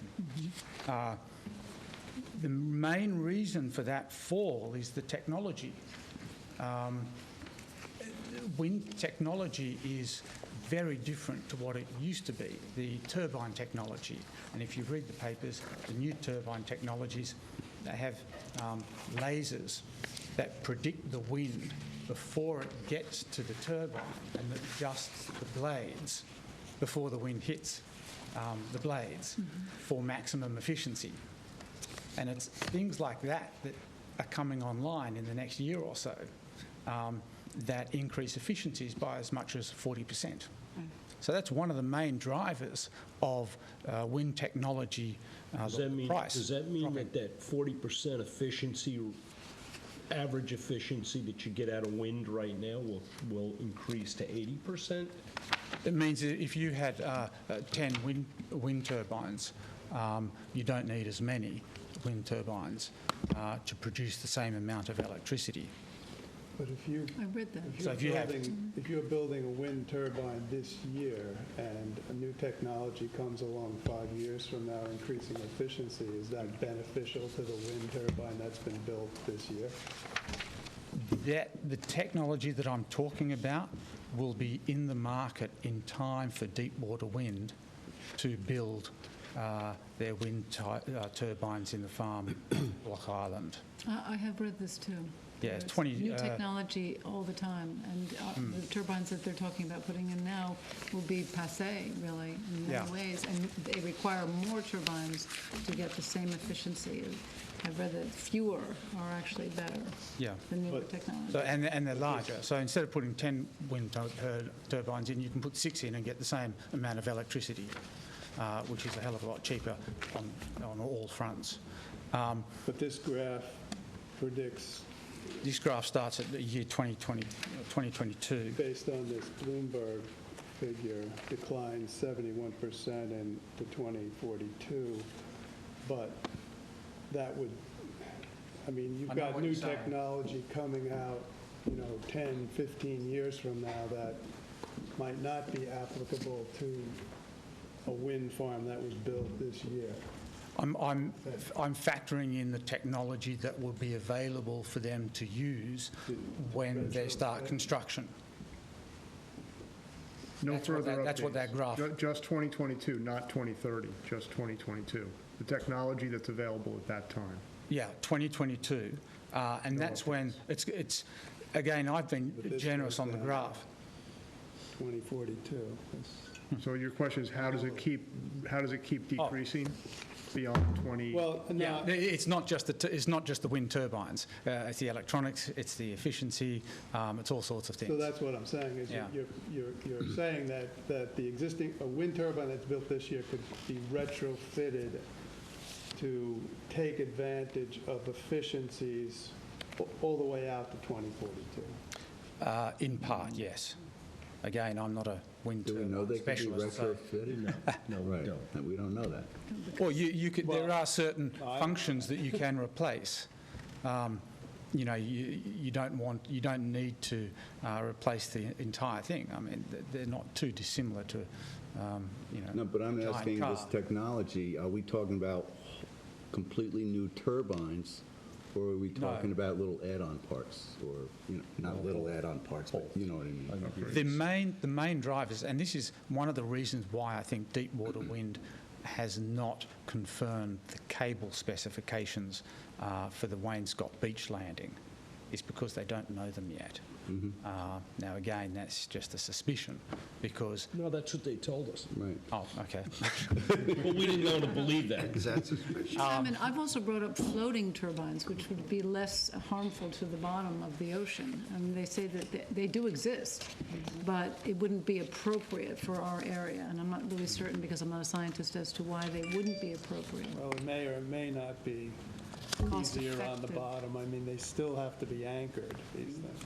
But not as, My they don't have to understanding. use as much of the propulsion, I understand. It's Pile driving. easier, pile driving, thank you, Rick.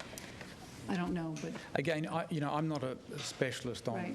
wind turbine technology. I'm just sort of imparting what I've picked up and looking at the situation and piecing together the puzzle. And it is a bit of a puzzle, because they're not being frank with us. They're not telling us exactly what they're up to, and that makes me very nervous. That pretty much tells you what they're up to. Yeah. When they're not. And It's quite obvious. I think that for the trustees, and I know the trustees have done a lot already, and thank you very much for writing that letter to East Hampton Town. I know the Wainscot CAC also wrote a letter to East Hampton Town asking them to do the same. I don't know if it'll have any effect. I hope it does. But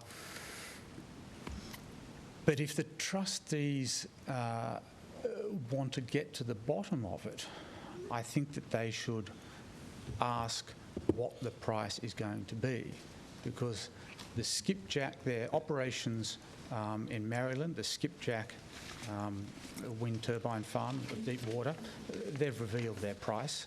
The Block Island have revealed their price. Maryland are talking, and I've put some documents in there, Maryland are talking about a community benefits proposal of thousands of jobs, 1,700 jobs, etc. I think, and that's deep water again.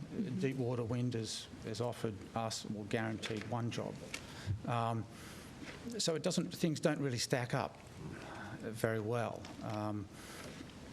And I honestly don't see why the trustees should agree to anything without knowing what the price is. I agree. I think legally, deep water wind don't have much of a leg to stand on. It's in the public interest for that price, for the residents, the ratepayers, for the fishermen, everybody, to know what the price is they're paying for wind-generated electricity. How else can we make a decision on whether it's a good thing or a bad thing? So, I mean, that's the price. Now, the motives behind concealing the price, well, that's when things start to get even more murky. And you saw that murky world of politics, state politics, rear its head the other day, Tuesday of last week, with the conviction of bribery of Pakoko. who was an aide to Cuomo. That conviction was for bribery that related to a purchase power agreement. It was exactly what this is talking about. So to say that, you know, it's a far stretch that bribery and graft and corruption is happening, I don't think it is a far stretch. In fact, it is happening. And there are more and more politicians in Albany that are going to trial. Sheldon Silver, Dean Skilos, they've already been convicted once, but that was turned over on appeal. They're going to go for retrial soon. There's another chap going to trial for corruption in June. Once those easements have been granted, this is the environment that the process is going to be handed over to. It's an environment in Albany that is marred in dubious dealings. So the local people will lose control over what's happening. I've enclosed some information on that.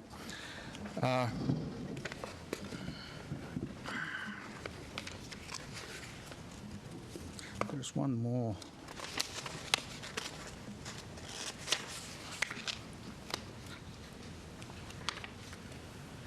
Okay, that's all I've got to say, unless you have some questions on Deepwater Wind. I know it's late. We appreciate the information, and we'll look through it and just continue to talk about it and make the right moves, you know. The only other thing I wanted to mention while I was here, and unfortunately it's not good news, is what I've left with you.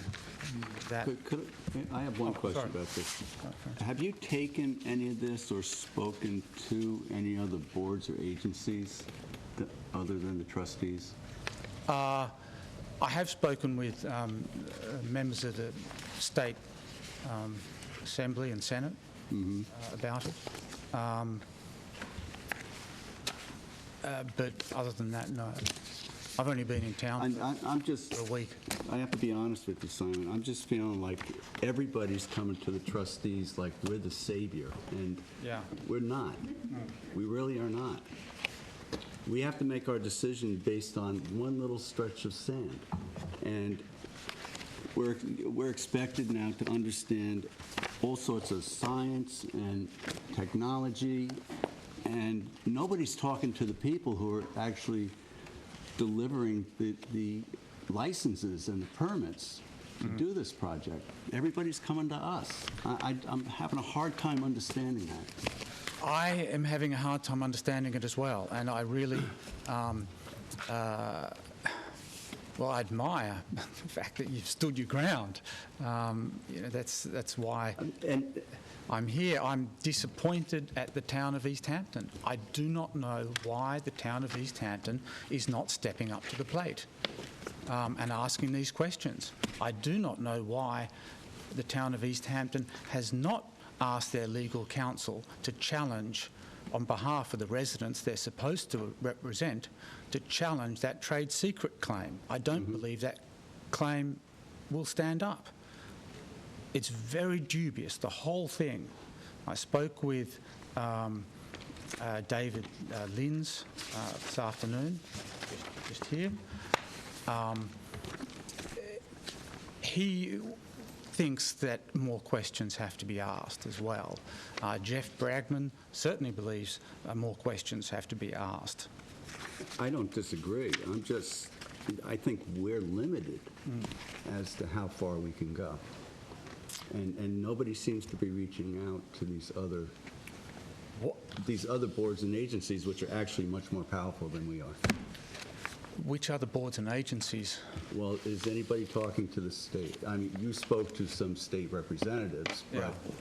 The Public Service Commission has public comment open until April 9th.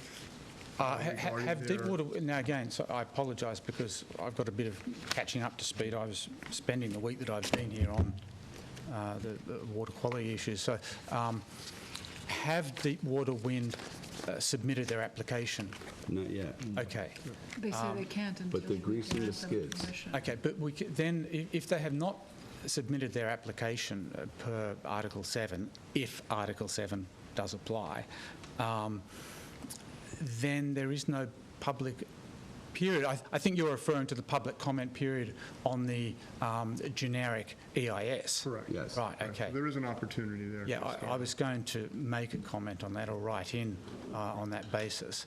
But the process can't begin in the Public Service Commission until they file their application. And then with that once they file that application, then that triggers all sorts of events. One of those events is that people can apply for funding to do research. So the trustees or a group of the fishermen could apply, and legally they have to pay $100,000 to do some research, or $200,000. But I'm nervous about once it leaves local control and goes to the Public Service Commission, I'm worried that the result is predetermined. They will play lip service to it, and we just have to live with it. I don't think anybody here will argue that. Yeah, that's the feeling Francis, I have. Didn't we send a letter to our town board Yes. Yeah, we asking asked- for a we natural asked them. resources permit? Yeah. And it's a sad state of affairs when we don't have But it- faith in the process. But even if they do that, if they do that environmental review, it can and more than likely will be overrun by the PSCs. Well, We're doing what we can do, and that's... Right. No, I understand, and I'm fine with going ahead with doing that. And I think the But- trustees are in a difficult position. On one side, they're offering, funding for certain projects and things, which is a good thing. There's nothing against that. But if you stand back and look at the whole thing, if they give $1 million to a project, great. But if people start losing their jobs because they're taking $1 billion out of the economy, the local economy, that's not so good. And I believe that if we're going to make a decision, that we should have the information that we need to make that decision. We can't make a decision in the dark. And at the moment, the trustees are being asked to make a decision in the dark. And I don't think that you should be forced into that predicament. Thank you, Simon. We appreciate you coming by. If I can just beg your indulgence for 1 second more. The other letter that I've finished was last week I received 284 water sample tests from a laboratory on the fluorinated compound contamination in Wainscot. I've analysed all those and I sent out this report to the town board today and to various other people. The problem with the fluorinated compounds or long-chain fluorinated compounds is that they don't degrade, they don't break down. They're going to be there. They're going to make their way, if they haven't already, down to the ponds, both Georgica Pond and Wainscot Pond. I don't know what effect that will have. I don't know on the aquatic life what the effect of PFCs will be. But I just wanted to keep you informed of where I'm at and what the state of the contamination is at the moment. have they proposed any mitigating measures on that? Are there going to be like wells to pump this out, clean it, or? They haven't done anything yet. I've been asking them to do something effectively since January 2017. They got a letter from the DEC on November 10th last year instructing them to install more systems, point of entry filtration systems. 4 months later, they still haven't done anything. The only thing the town have done is to provide bottled water. I think at this juncture, we are looking to Suffolk County Water Authority for new pipes to go in so that it's county water.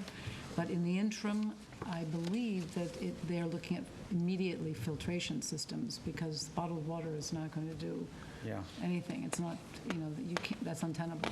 But that is what I understand, maybe. No, but I'm talking about is, as far as, is there a way of containing this plume by, sometimes you can pump out and remove the contaminant. How big is it? Return the water, but you have to establish the meets and bounds Sure. of plume to be able to intercept it. Properties.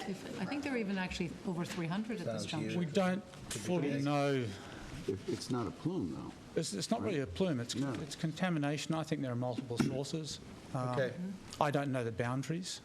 I think they're yet to be determined. And what also has to be determined is what is a dangerous amount of concentration. Only 2 of the PFC compounds are regulated by the EPA. There are another 4 that they're testing for. And PFNA is extremely high.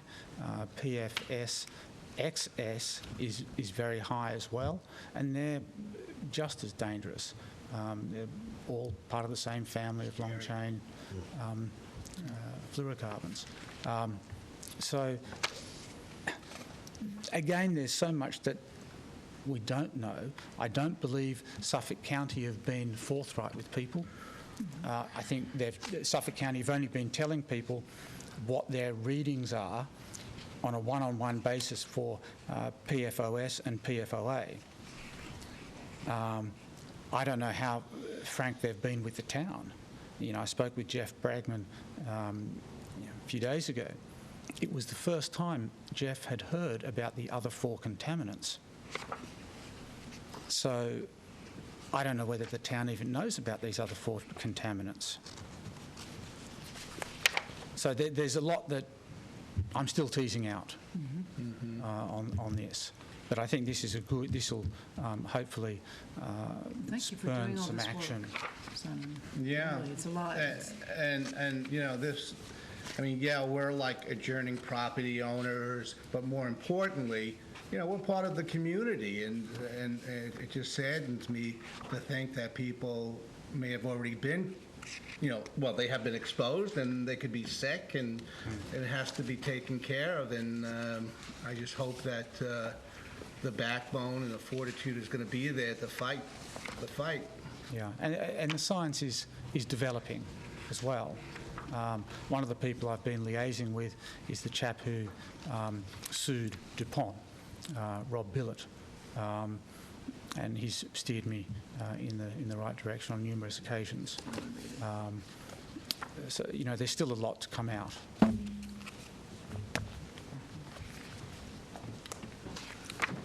Okay, thank you, Simon. Thank you. Thank you very much. Thank you. What is it, from the airport? Chemicals they were using? I believe it's chemicals and industrial oils, but also chemicals, paraffin, sometimes the fuels to clean. Stuff they poured down the drain. But they said for everywhere. Thank you, Simon. Kevin? Yeah.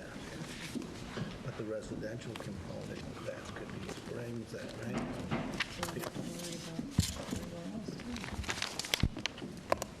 Thank you, Francis. Kevin McAllister. Give us some good news, of baby. Defending. Oh, my God. Pass out the razor blade. This is Well, brutal. as an aside, the PFCs do bioaccumulate in the aquatic food chain, so reason for concern.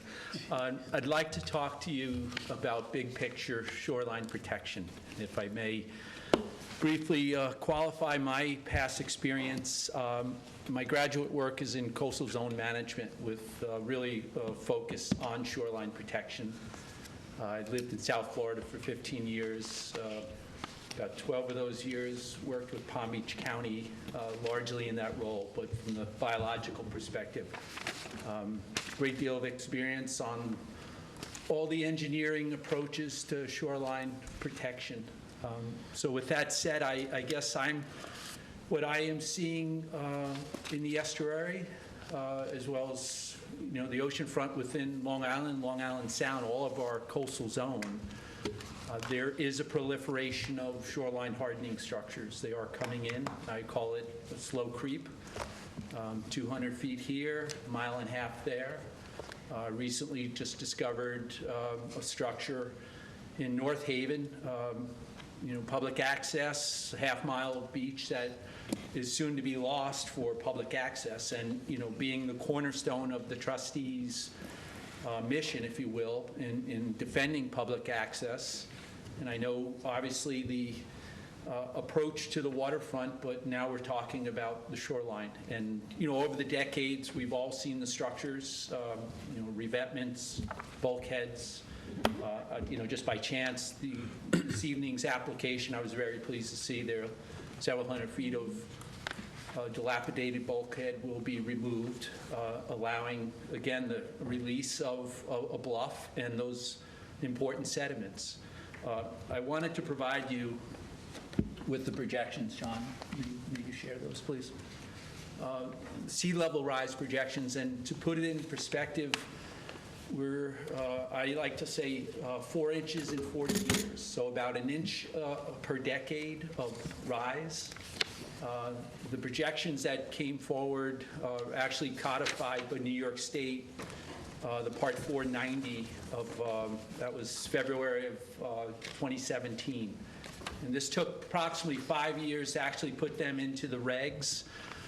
This is really I'll say a compilation of scientific institutions, so it's quite frankly settled relative to, again, these range of sea level rise projections. My concern is that we're looking at these projects kind of in isolation, a bit of independent projects coming forward. If we go up 30,000 feet, it's serious. It's very serious. Public access, the ecological implications, the shorebirds, horseshoe crabs. We encapsulate our estuary, and of course we're saying, well, it'll never happen on the ocean beaches. I can tell you the rock revetments on Long Island Sound, I mean, they're from Orient on west, they're coming in pretty rapidly. And if, I know Cy has really good graphics. I didn't provide one, but I can tell you when I did graph this, if you look at the change over time, next 40 years, for instance, that is the low there, and this has really been dispensed with is 6 inches. In reality, the medium to high projection is more likely the scenario, and that's quite alarming. So we're already experiencing significant change. I mean, I see the signs just from lifelong use of specific areas. I'm sure the board has seen this themselves, but it's only become more pronounced. The applications coming before this board are going to ramp up, if they haven't already. I'm not in the room every meeting, but I can tell you from afar, it absolutely is ramping up. And what I see on a state level, the DEC in their Article 34, their coastal policies, the Department of State, and then ultimately developed these policies back in the 80s. They're implemented, the regulations are implemented by DEC. Really, again, the cornerstone is the protection of the natural features. So there are dunes or bluffs or sandy beaches. And instead, these permits are coming out of the agency to armor the shoreline. Case in point, the stone that probably last fall was installed in North Haven's all about trying to protect the bluff from slumping. So retaining those sediments over time, and again, quite rapidly in the next couple of decades. And I suspect this shoreline I'm describing within a matter of a year or so will no longer be passable. And again, this is just an example of the trend that is absolutely happening. So I urge this board to be really wary of, again, the big picture. Not to let a particular application come in and view it, well, here's 200 feet or 300 feet. Again, this is a serious trend, and, it'd be a real loss in so many ways, if we lose our ability to go down as you defend access, a road end. And I can tell you many of the road ends, perhaps not in this town, but elsewhere, are being taken over by adjacent property owners trying to eliminate access down to that shoreline. But again, shore parallel, we've got to do all we can to ensure that, again, the proliferation doesn't happen. And registering perhaps to other elected officials in the state of New York, hold the line, because again, it's the demand is only going to increase. So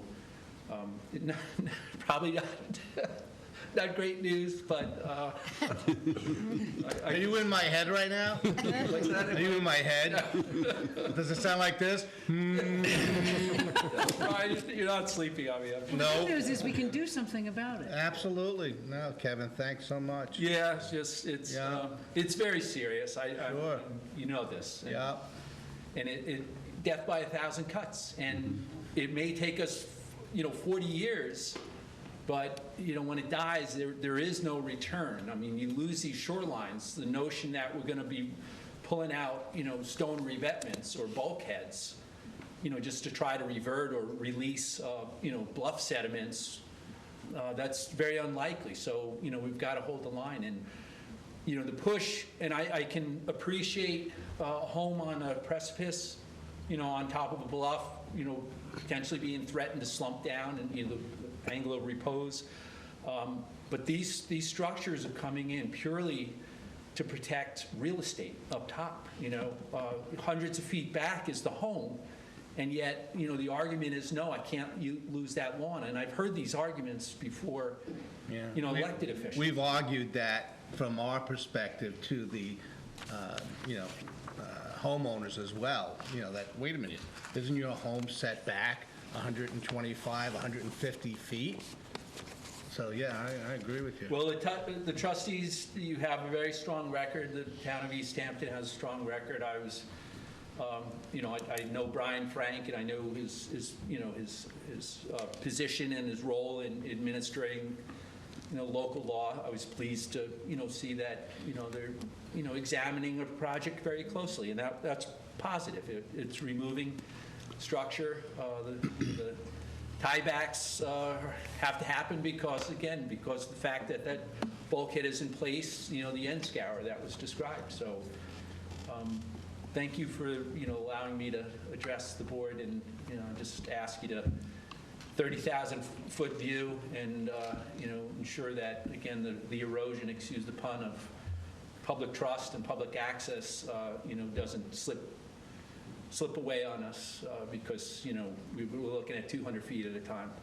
Thank you. Thank you, Thank you, Kevin.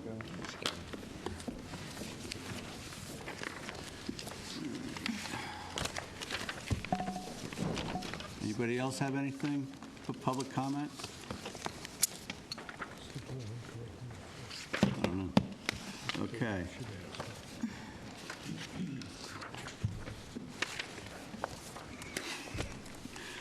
Okay, let's move on to new business. Accabonac Hog Creek, application of Lionhead Beach Association, Phragmites control and other non-native species on property.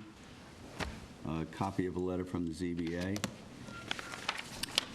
These are all Bruce Horwath, and we have arranged to go see them tomorrow evening at 5 o'clock. Susan? Okay, so they're at the committee and we're good to go. Correct. Yeah, I was going to Okay. join Great. the Hog Creek Committee just because I've had an opportunity to visit quite a few projects for Phragmites removal with Jim and Brian, and just might add a little perspective to it. And there's So- also another property that Bruce is going to want us to see as well, so there'll be 4 of them in total. Okay.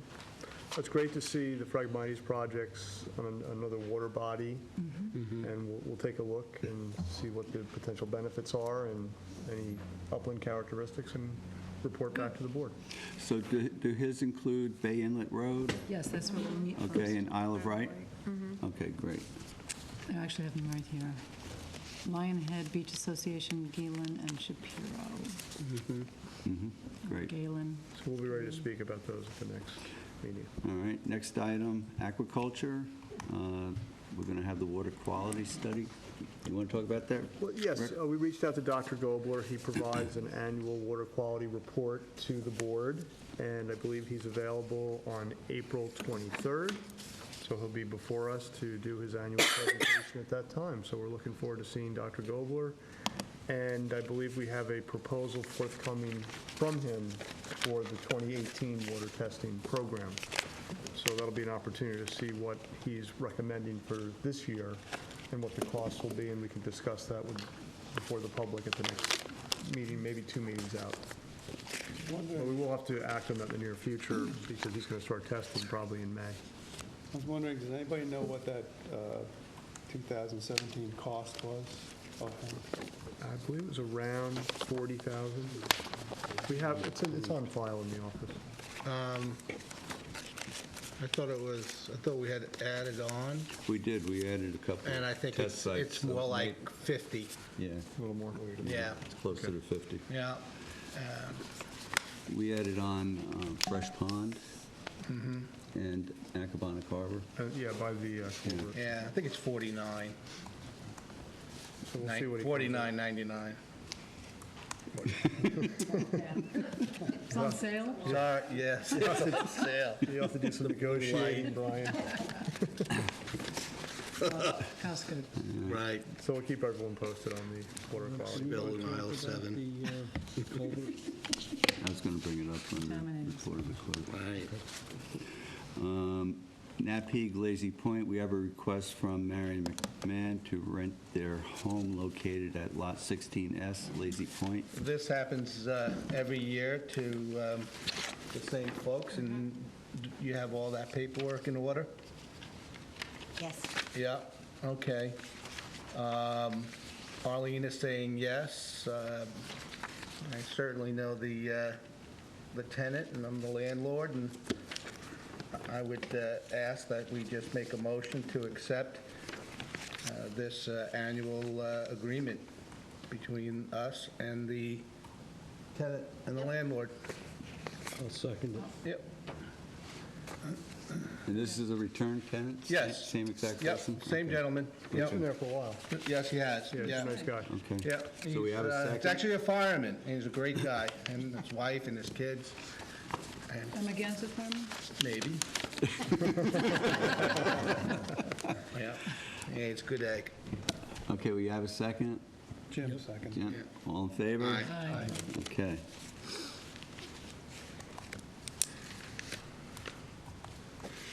Old business. Georgia Cove Dredging, I think we, excavation of the bottleneck. That's clearly not going to happen this spring. We did get the pond open last week. I had a question about that. Sure. Were all the trustees notified that the opening was taking place? Yes, everyone was notified at 10 a.m. that morning. I sent you one. I did not get that notification. It went out by email. I'll double check. It could have been my mistake. I might have clicked Susan twice. It went out at 10 a.m. the morning of the day. I'll double check and I'll get back to you, Susan. I'm very sorry. I was the one that sent the email out. I mean, the only thing I never got it, and I was kind of shocked when I saw it on social media, and I was like, Yes, I can why understand that. wasn't I aware of this? Okay. Well, Francis notified me It was to discussed in notify. our meeting Right. It was- that it was going to be occurring, so it shouldn't have come as a surprise to anybody. All right, trustee policies and procedures for shoreline fencing. I haven't done a thing. You were away. I didn't do anything with it, and you didn't get a chance. I did actually, I could chip in on that. I was able to get a hold of town attorney earlier today. It was John Jilnicki, I believe his name is. Basically said procedure's pretty straightforward, and he also thought that Mr. Van Squack would be amenable to maybe pushing this one forward. So all we really needed to do is email it over to Peter, CC John on that, and the next step is they'll set a work session. We'll talk about it at the next work session if they can get it on this one. If not, it'll be the one after that. and then they'd send it to planning, just for a little review to see if the planning department wants to comment on it, and then schedule for a hearing and then approve it. So he sounded pretty positive about it. As long as you guys are on board, we'll send that off and get the ball rolling there, so. Great. Yeah. Okay, great. Thank you. Thanks for doing that, Chris. I just had one more question about the opening of the Georgia Pond.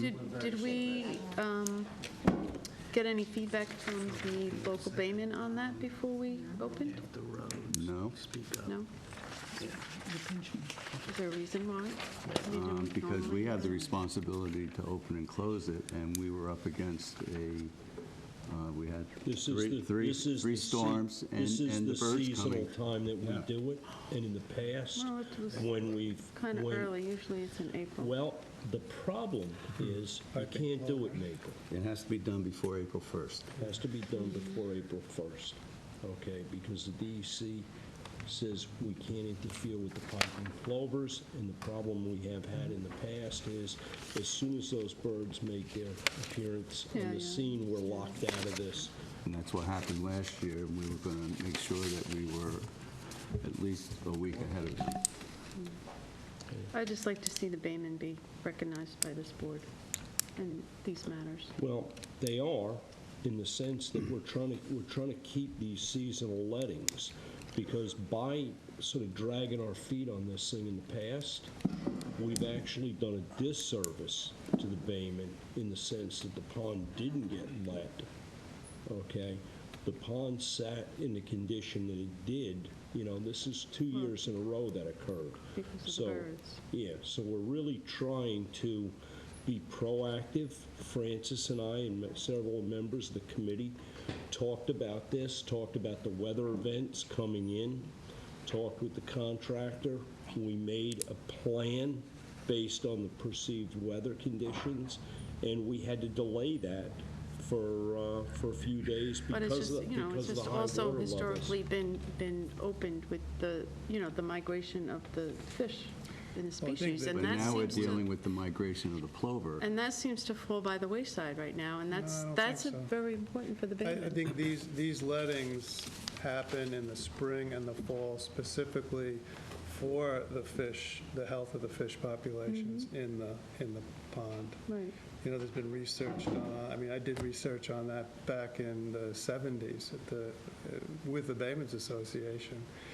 And that's the reason for that research was to time, you know, make sure that the trustees were timing the letting of the pond consistent with, you know, the fisheries. Right, And it's that's been sort of, my point. you know, real historical record of the timing of the lettings. Right, and we seem to be Susan, it is a little, falling away from that. it is a little earlier than No, probably the timing main of the lettings migration. has been pretty consistent. It's just that, you know, we're going to really run into quite a bit of pushback and possible legal action by other government agencies if we were to just wait and, let's say, April 20th, just open the pond. There's going to be ramifications to that. We were asked by the Bay, I think Dan Lester came and spoke and said, please make sure the pond gets open in the spring. And we took that seriously, and we did open the pond this spring. And it is a little earlier than you might see striped bass or bluefish migrating along the beach chasing bait fish. But, you know, there are other agencies involved in this process now. You know, we're not the only agency overseeing the opening of the pond. And, you know, if there's a roadmap that shows another direction, someone needs to articulate that, other than just saying, you know, go ahead and do it, I you know. point out that, you know, I just want the bayman to have a Oh, voice. excuse me, if I can chime in.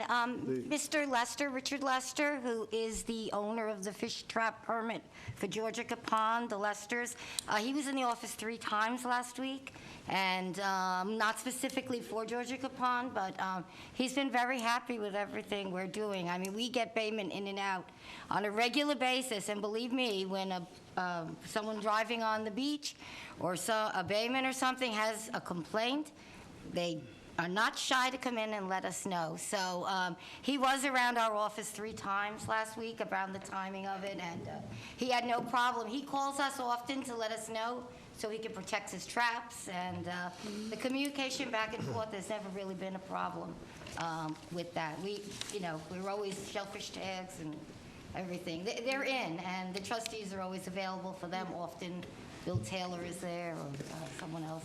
So. I just know they'd like to have a voice, and they... If there's a particular bayman that needs to know something, why don't you, communicate that to us? Well, how would you suggest that, what would you suggest? Well, like, Because there's not a bayman. Yeah, Susan, we've reached out to the bayman. Association now, there's kind of, there's Well, the there is and there Fisheries isn't. Advisory Committee, there's There's only a Gary handful Cobb of them Group. left. Susan, we've And, invited the and it's very baymen, important. we've invited the baymen to be part of the Harbor Management Committee meetings. We've invited them to come to the meetings as Well, I often as think they necessary. kind of, the So gist this that is I a- get is it's they're a very bi-weekly- disappointed in the way this board has treated them over the last few years, and, I would just like to Well, see us engage them more. They can come just in- like in any member of the public their- on the second and fourth Monday of the month. Yeah, being the fact We've that this asked is them to around come to the harbor traditional management. Openings, Oh, yeah, no, I'm aware of that. My point was I just there are would like to spots see some open, there are outreach spots open them. on the Harbor Management Committee, and we've offered a member of the Bayman's group to be a part of that, and they would have a direct line of communication. No one has taken up that opportunity. So there is still a There's spot. reasons behind that, and that's what we Well, need to. What we are need to those bring reasons, those- Susan? we need What are those back reasons, please? Together. What are those reasons? Because they just feel that, I think, for the most part, they feel that this board, has No, we don't turned away know. from them and We hasn't. don't know what, they don't tell Turned us. away from them, and in what way? If you could give some particulars, I think it would be very Well, I'm helpful. not going to speak for them.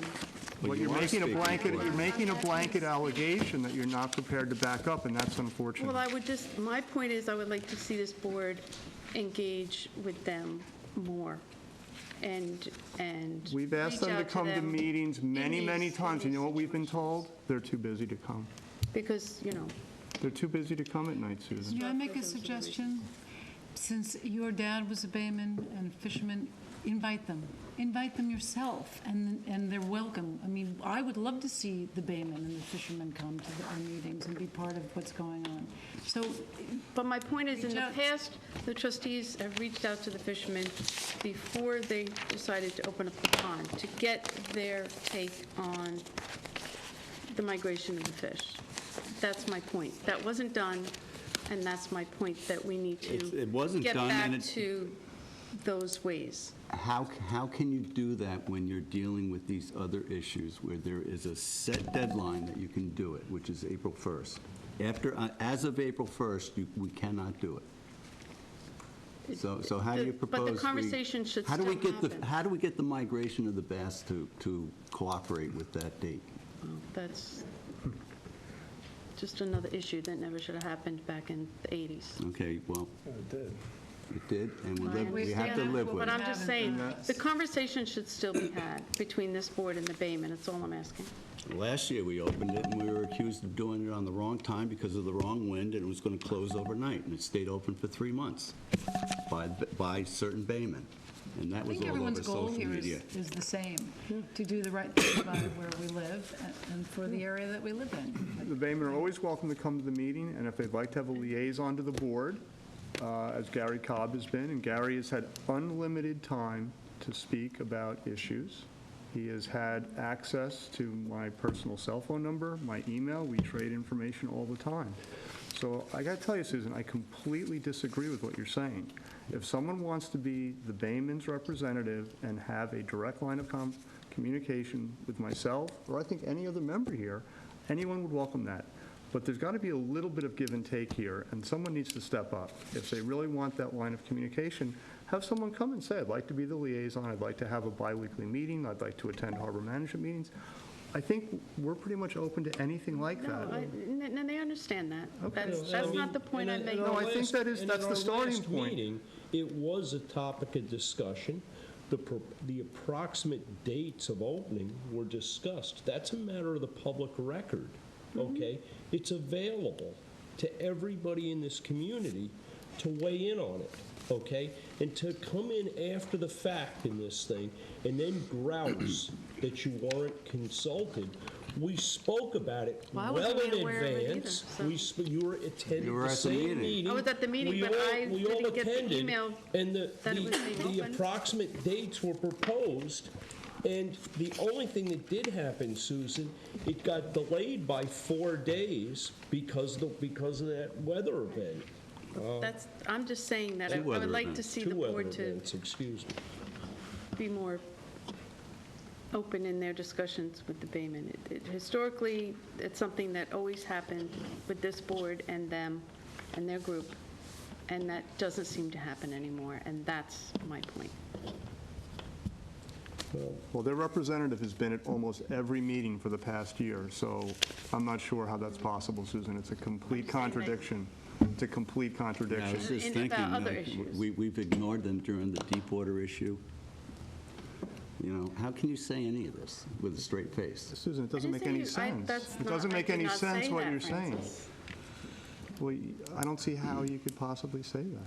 I It was doesn't just make any asking sense. if anybody reached out to the Bayman. No, Yes, and it's almost the 9 question o'clock. is If no. we could The move answer this is no. meeting along, I got one think that would be good. question on the shoreline fencing.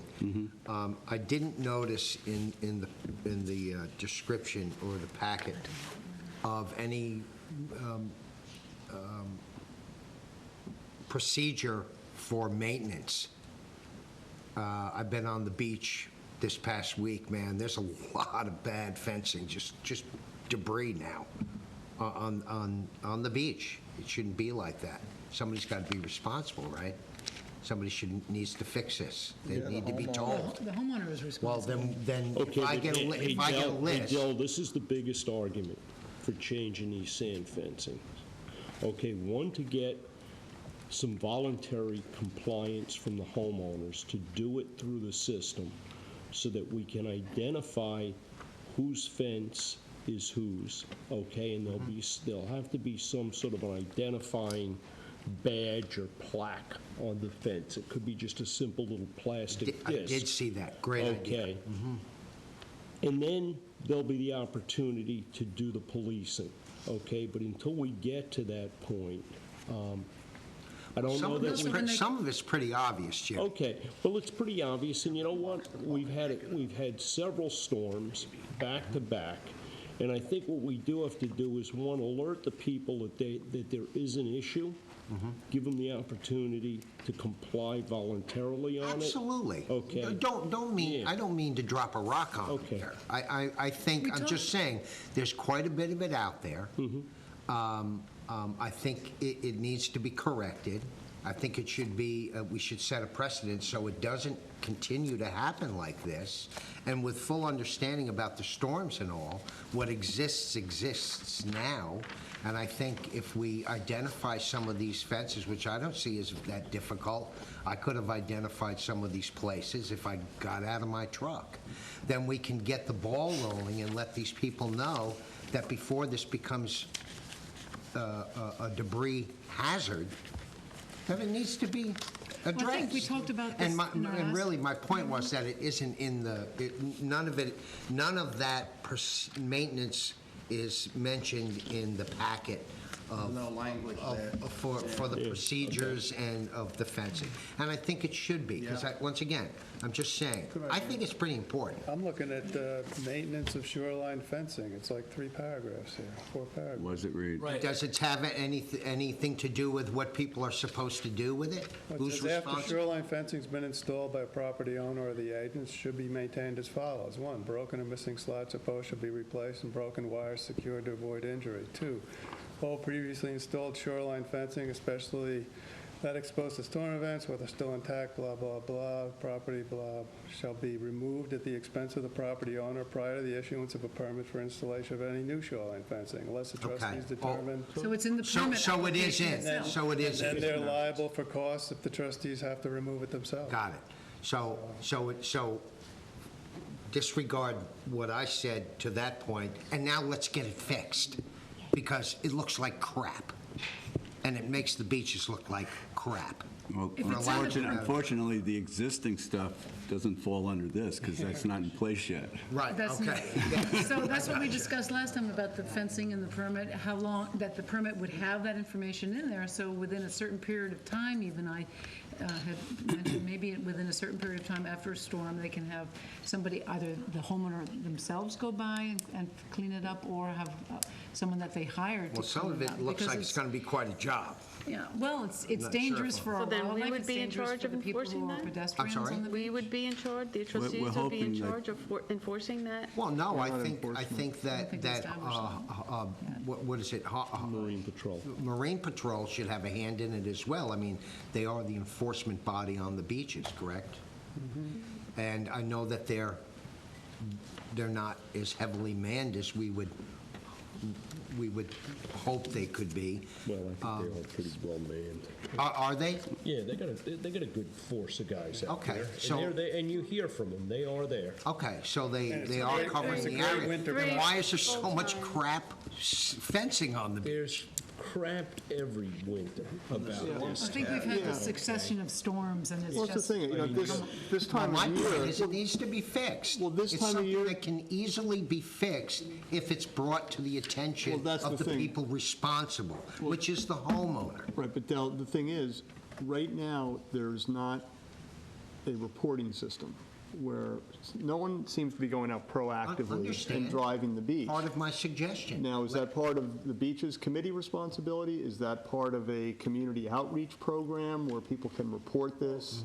Right now, there's not really a system in place, and unless Marine Patrol is driving down the beach and literally almost runs over a section of Right. fencing, they're probably not going to, proactively remove this or call parks, because if Marine Patrol finds it, they're probably not going to be the ones to remove it.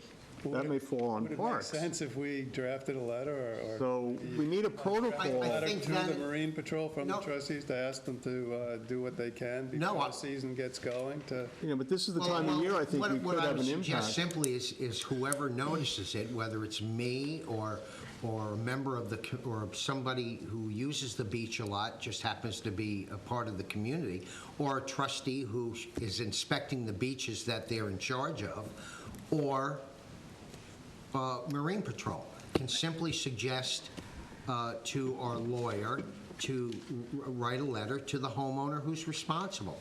Done. If they don't comply, then we take it a step further. If they still don't comply, then we take the rock out and drop it on them. Because we can't just let it go. That's what we do constantly to get us in these positions. We just let things go. And we got to stop. I suggested that the fencing be cleared up before the beginning of May, because by then, the beaches should be ready to go, and that should maybe be in our permit application for the fencing on the beach, that there's a deadline. I just wanted to bring it up. I don't want to, we don't have to just, But you're I'll- right, I'll you're keep right, bringing David. it up. But We may but I want think to we need develop to- some type of reporting system. I think that's what we need. I agree. I would suggest to get a hold of the town's code on sand. Code enforcement? The existing one. Right. And see if there's anything in there that can be used to get it cleaned up. If nobody minds, I'll take in the town this beaches, on there is. and kind of do a little investigating and talk to some people and maybe even come up with a little procedure for reporting and addressing these issues. Nothing Sounds fancy, excellent. not a big slideshow, but something down on paper that we can kind of push this ball and make a little bit of a difference. I mean, No, We got a and I shot don't here, have Del, no to clue what amend the this, village so. has. I was just Right. going to say, the village Del, is let's exempt. get this right, and I'll work with you on it if you're passionate about it. And Awesome. I'm not going to just submit this if it's not the way ever the trustees want it, so But let's not let take it the drag opportunity to get it too long. right. Seem Well, like hey, garbage. Del. I'll be right on it. Hey, Del, you're on beaches now, I'm on beaches. Yes, sir. Do you have any time later part of this week? I that do. You can sit there with Chris? I do. When do we plan on? You good Thursday? I can talk, but I can't, I can talk on the phone this week. I'm going to the office in Florida for the rest of the week, so. Where are you going? Florida. I'll talk. I'm available. All right. We can go to Florida. Yeah, we'll all go. Email me the version of the policy. That's no big deal. you have, Yeah, And we can talk, maybe we can talk on the phone. on absolutely. Thursday. All right, sounds good. There you go. Maybe we can meet at the trustee office. Sure, do a conference call. That'd be great. Thank you. This would also be good to incorporate, if we can reach out to the village as well, to see if they would, we have it unified. Well, they may or may not have anything on their books. Oh, well, if they do, maybe it's a good start for us. Does Marine Patrol patrol village beaches too? They patrol them because the trustees own. I've had Up by Georgia, they Ed do. go down there. But not, you know. I've seen them on all the night. beaches. Mm-hmm. Or when I'm surf We should casting, ask I've been them on all if the they beaches, can. I know in the fetching permits summer, and the stuff. village has their own patrols in the village Yeah. beaches, but I They wonder, have their like, own. In the summer, they have the, something like this, I four-wheeler. wonder if that would, they would be able to I operate. can mention it to I Ed mean, they Michaels. must be, because it's trustee beach, so it's not like it's I can talk to Ed Michaels. and your beach driving permits and stuff. All right, let's keep moving, it's very late. Committee reports, Accabonicog Creek, ZBA public hearing application for Rosenwald, 100 Runnymede Road. Yes, it has been rescheduled for May 1st, and I will attend. Okay. Rescheduled. Connolly, notice of completion of bulkhead project at 217 Kings Point Road, inspection report. That's where you and I went, Yep. we met Bill. We went, we looked at it, everything looked fine. It was, uniform with the rest of the bulkhead that went down to the other property, 2 or 3 property owners. And there's going to be revegetation in the spring when it's warmer. But In that- everything- in that This little is, section. hold on a second, guys. This is a project that was probably done 5 years or more ago, okay? In fact, it's done so long ago that Connolly, if we're going to issue a notice of completion on this, are we going to issue a notice of completion on a property that's in violation for ripping out the revegetation that they put in like 3 years ago? That's what you're looking at here. We just would have. You sure are. Are you the agent for Conley? Yes. Oh, come on up.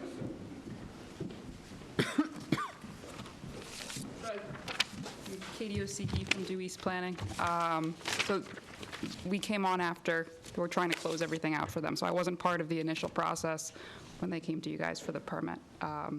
They did plant, they had said a lot died, and they did put, there is grass down there.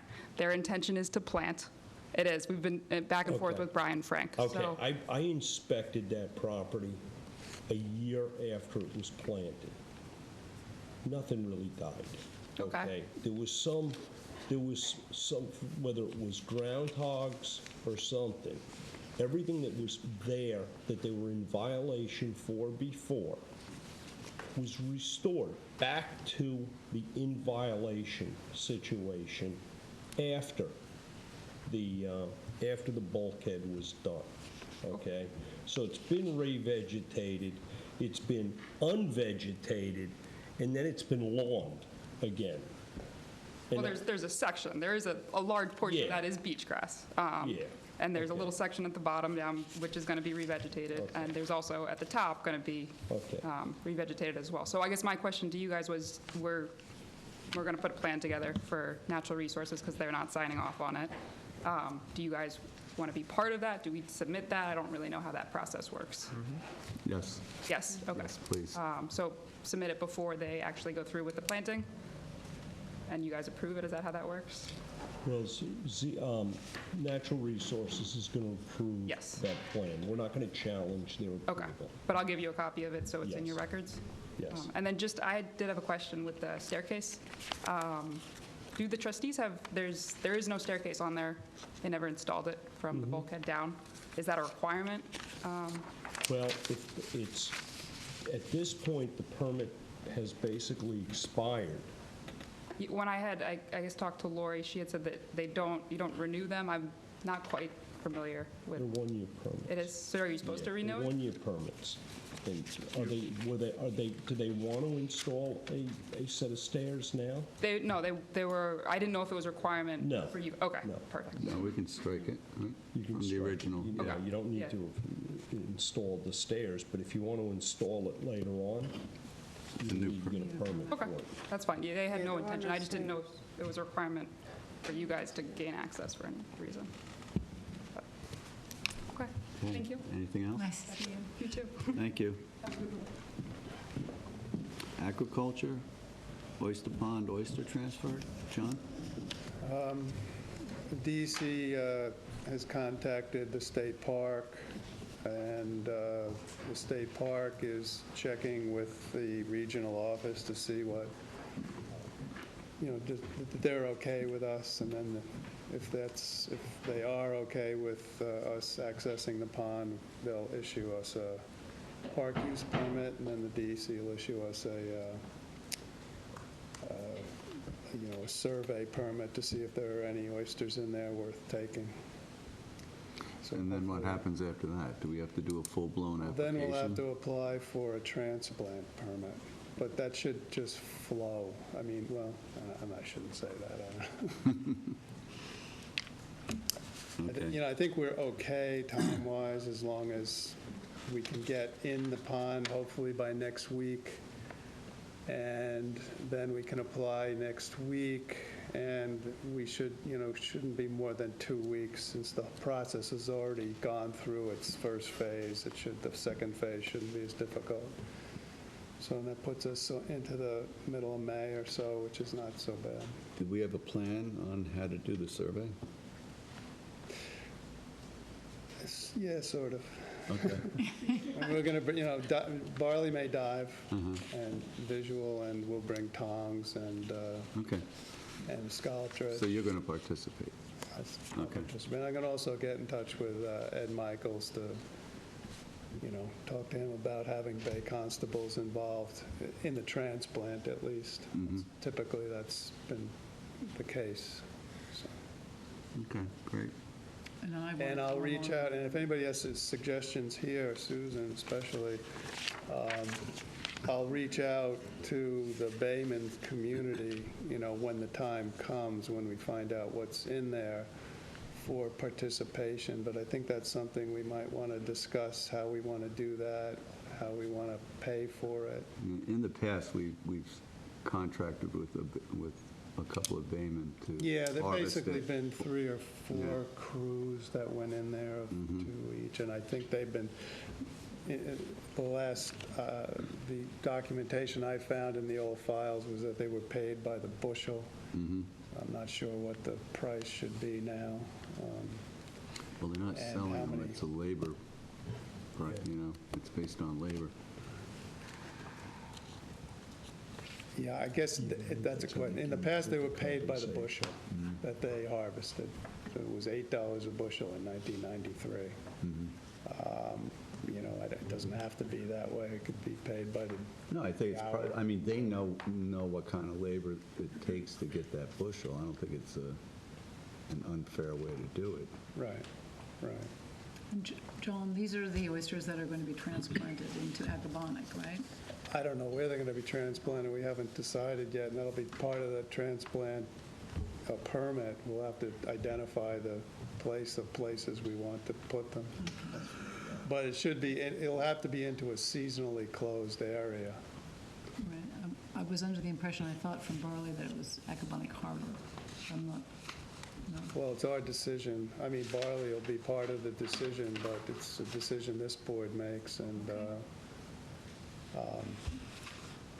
If we're going to be limited to one location, probably, right? that I don't know. I know it was multiple locations in the past. Was it? Okay. It has been. I don't know every transplant. The ones I was involved in, there were multiple locations. Okay. I don't think we should have too many locations. Yeah, you I don't mean, want to lose track of them. Well, it's also a lot of, logistics to trucks and people and boats, and, it's a lot of work. Okay. Horseshoe crabs? We're going to try and get Matt Sclafani from Cornell at our April Harbor Management Committee meeting. Rick had a good suggestion today that if he's not available to be there physically, because it's kind of a problem with his wife who works at the same time, and he's got some young kids, that maybe he can call in.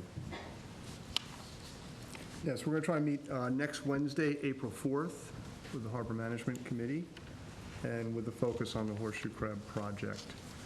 And we should also probably touch base on our duck blind removals and make sure that everyone's aware. So all you hunters out there, it is time to get the duck blinds.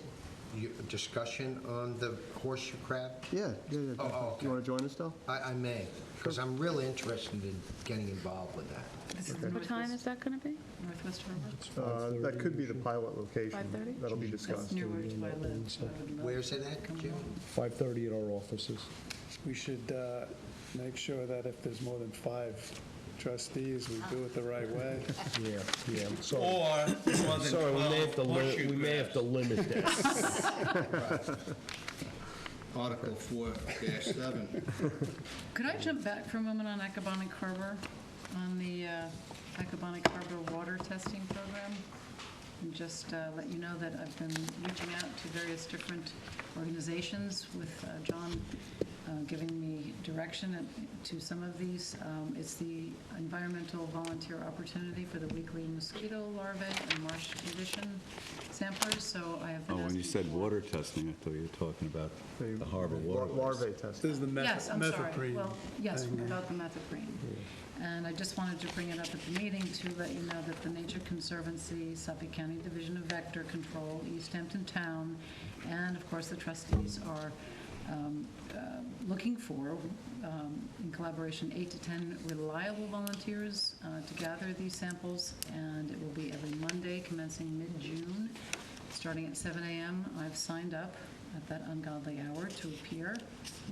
When is that? Age limit on that? You gotta be a certain age? I've contacted the high schools, and I'm looking for senior graduates who may be interested in marine Did biology. you talk to the AP Bio teachers? That's kind of the direction to go.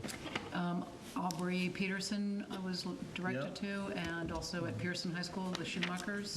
And when are you doing the training on that? There's training, I don't have a date yet. We're going to compensate them, I believe.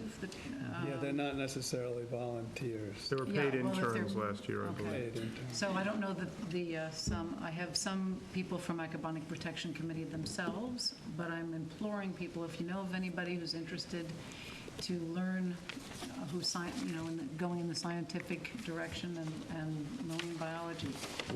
We're also going to reach out to Suffolk Community College and Group for the East End. I called them tonight, the group for the East End, and also I've contacted surf riders,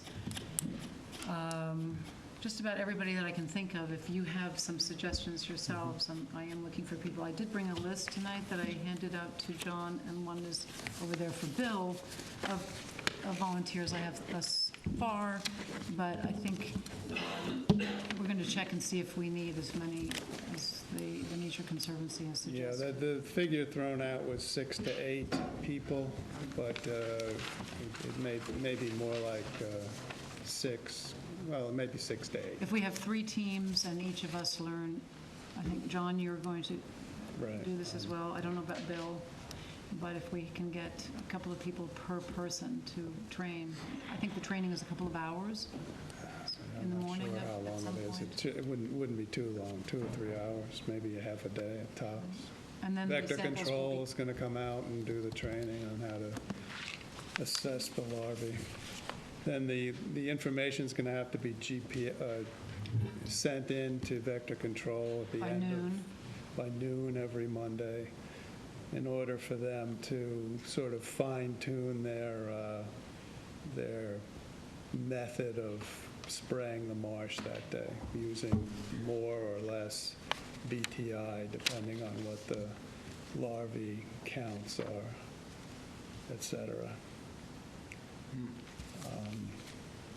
So there was also, the Nature Conservancy had put out a outreach to someone who would be the program coordinator. Thus far, they haven't found anyone at all. Well, they're going to take that over. So they're going to take it over, okay.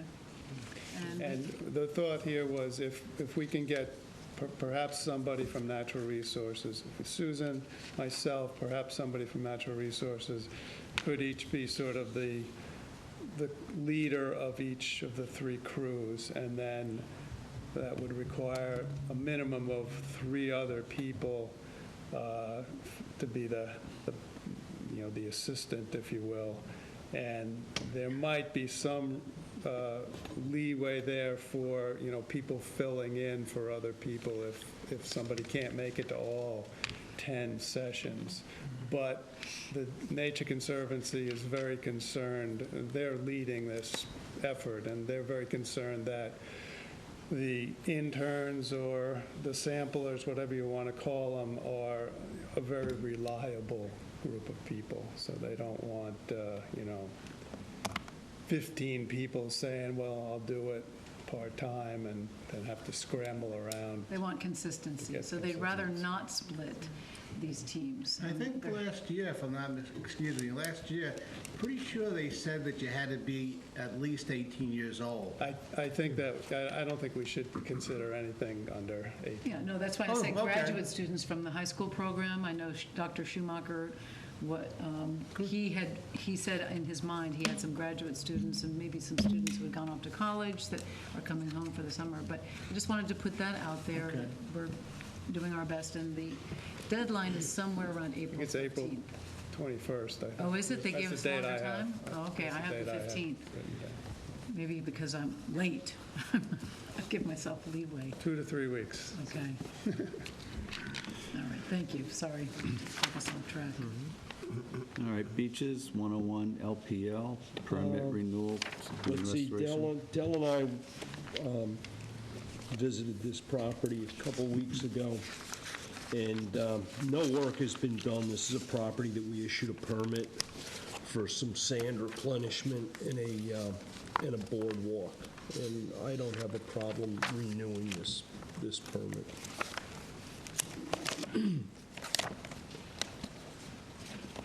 What'd they get done last year? What's that? What'd they get done? They got nothing done last year, because you know what? They ran into the exact same problems we ran into with piping plovers and things like that. So the intention was originally to do it this past fall. Their village permit had expired. The village permit, building permit's only 6 months. So the intention this year is to again target the fall as the implementation time, and they need the trustee permit to procure the village building permit. So the hope is that we would issue our permit, they would sit on it for a couple months and then submit to the village. Okay. Do we have a motion on the floor? I'll make a motion. I'll second it. All in favor? Aye. Aye.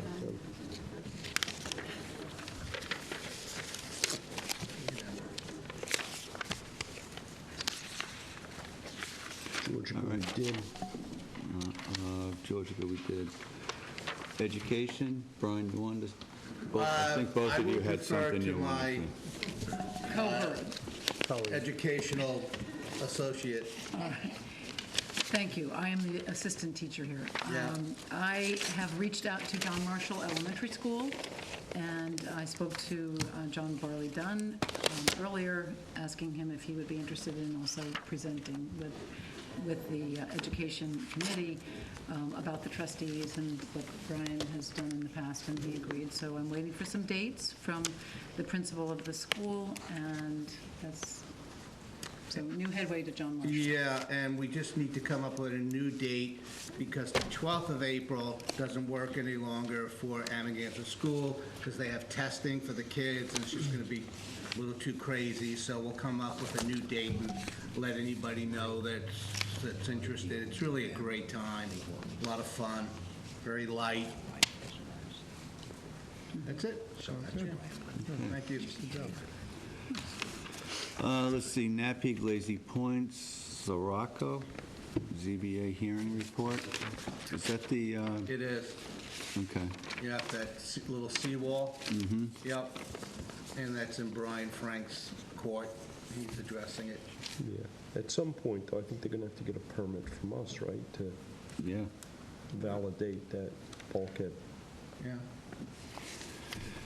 Records Internet But website? just back to Napeague Lazy Point. Okay. Do we need to issue a communication that a permit's going to be required?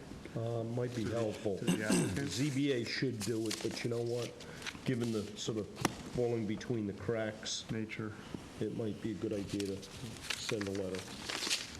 Just so everybody knows, this is an existing, I'm calling it like a little 4-foot seawall that is kind of a real mixed bag of material, and some repairs, possibly a little bit of replacement was done, so. That's that cement one came in. Yeah, yeah. And we weren't notified. Okay. Website. Anything? We've gotten the website updated with most of the documents we've received on the Deepwater Wind project. We were asked to make it more balanced, which we've done. And there hasn't been too much else done. I know Brian would like to see a little more on the weather and maybe tide information, so I'm hoping my next effort will be to focus on those areas. And I think I mentioned to everyone that that was on the back burner, so make sure everyone's okay with that type of general public information going up. And I'd also like to, I'm sorry, Dale. Oh, not at all. I was just going to say, if you need photographs, or if you want to update them at any time. Yeah, I'd love to get some new beach photographs and nature photographs of our waters. And I would also like to see photos of the existing trustees, you know, the photos that are there now. Many of them are from trustees from years ago, and I just think it would be kind of cool to... Well, we'd have to, that's something we would have to undertake. Okay. So we would have to get some group shots together. So we just don't have photographs on deck of that. Yeah, that we can group. catch up, like at Yeah. the largest clam coming up, and, Yeah. yeah, You get all some- right. Yep. Okay, I got it. So that we need. Oh, our But educational, if you're doing something with Susan at the schools, that would be a nice shot. So there's opportunities ahead of us, so why don't we try to capture some good ones? Oh, I But just- I'd love some new beach shots and marshland harbor shots. That would be great. I have some pictures that I took at the Shellfish Hatchery of the oysters and things that, you know. That'd be I'm great. making Yeah. little folders. I have to come into the office. Sure, and that would be send great. them off. All right. Roads, I know the guy's been doing a lot with the roads this past week. There has been a lot going on, Dell and How about a Susan short and I. report, is that possible? We'll give the short version. Just look at the smoke coming out of my Working ears, hard. and we can just move on. Yeah, well, we visited Crooked Highway. There's a lot of development activity over there, and we are looking at some particular properties and some general protocol issues with other departments within our town government. So we have to do a little more homework, but we're going to provide a more complete report once that homework is done at the next meeting. Okay, great. Yeah, I know you guys are working really Speaking of hard road, on that. I'm sorry. No, go ahead. No, I was going to say, speaking of roads, I have, I made copies of the roads that the East Ham, that the trustees own. Thank you very much for finding it in the file, where are the they? map of, Oh, that map. I think It's in the office. yeah, I'd that like they're to all see in it. people's, I made 12 of them, so everyone would have a I copy. didn't get one. Thank you, A Susan. couple of days ago. No. Susan Vorpal found it. Yes, I said, You yeah. copied it. And then I made copies for Wait everybody. a minute, you found it and I didn't. What's going on It's here? a real gem. It's Very thorough, Brian. All right, all right. Yeah, So thank you very much for that. It was very interesting, the map, showing where all the trustee roads. Copy for everyone, a color, nice. Cool. Yes, map. Oh, it's colored. Yes, color. Yeah, that's Yes. impo- that's Thank you, important. Susan. That was a real gem you found in the office, Susan. That's important. And Susan for copying it. All right, administrative payment of the bills, Staples, $333.37. GEI Consultants, $343.20. That's for Georgia Capon Survey. QuickBooks Desktop Payroll, subscription renewal, $335. I'd like to make a motion to pay the bills. A second. All in favor? Aye. All right, minutes, March 12th. I haven't had a chance to look at I them. haven't either. Can we table Table those? them? That'd be fine. Sure. Yeah.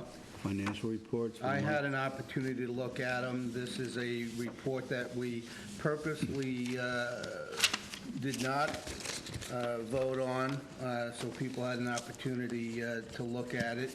And it all appears to be in order. Without any further thought or comment, I would make a motion to accept the report. I'll second that. All right, Aye. I have some conflicting things here. Go ahead. I have two copies of this. One says March 12th, one says February 28th. Well, the minutes are for March 12th. Those were just tabled. Okay, okay. All right, And then the thank you. financials are for February 28th. Okay. That's what we paid you the big money for. Good job, Rick. All right, so we have a motion to, do we have a second? I seconded it. All in favor? Aye. Aye.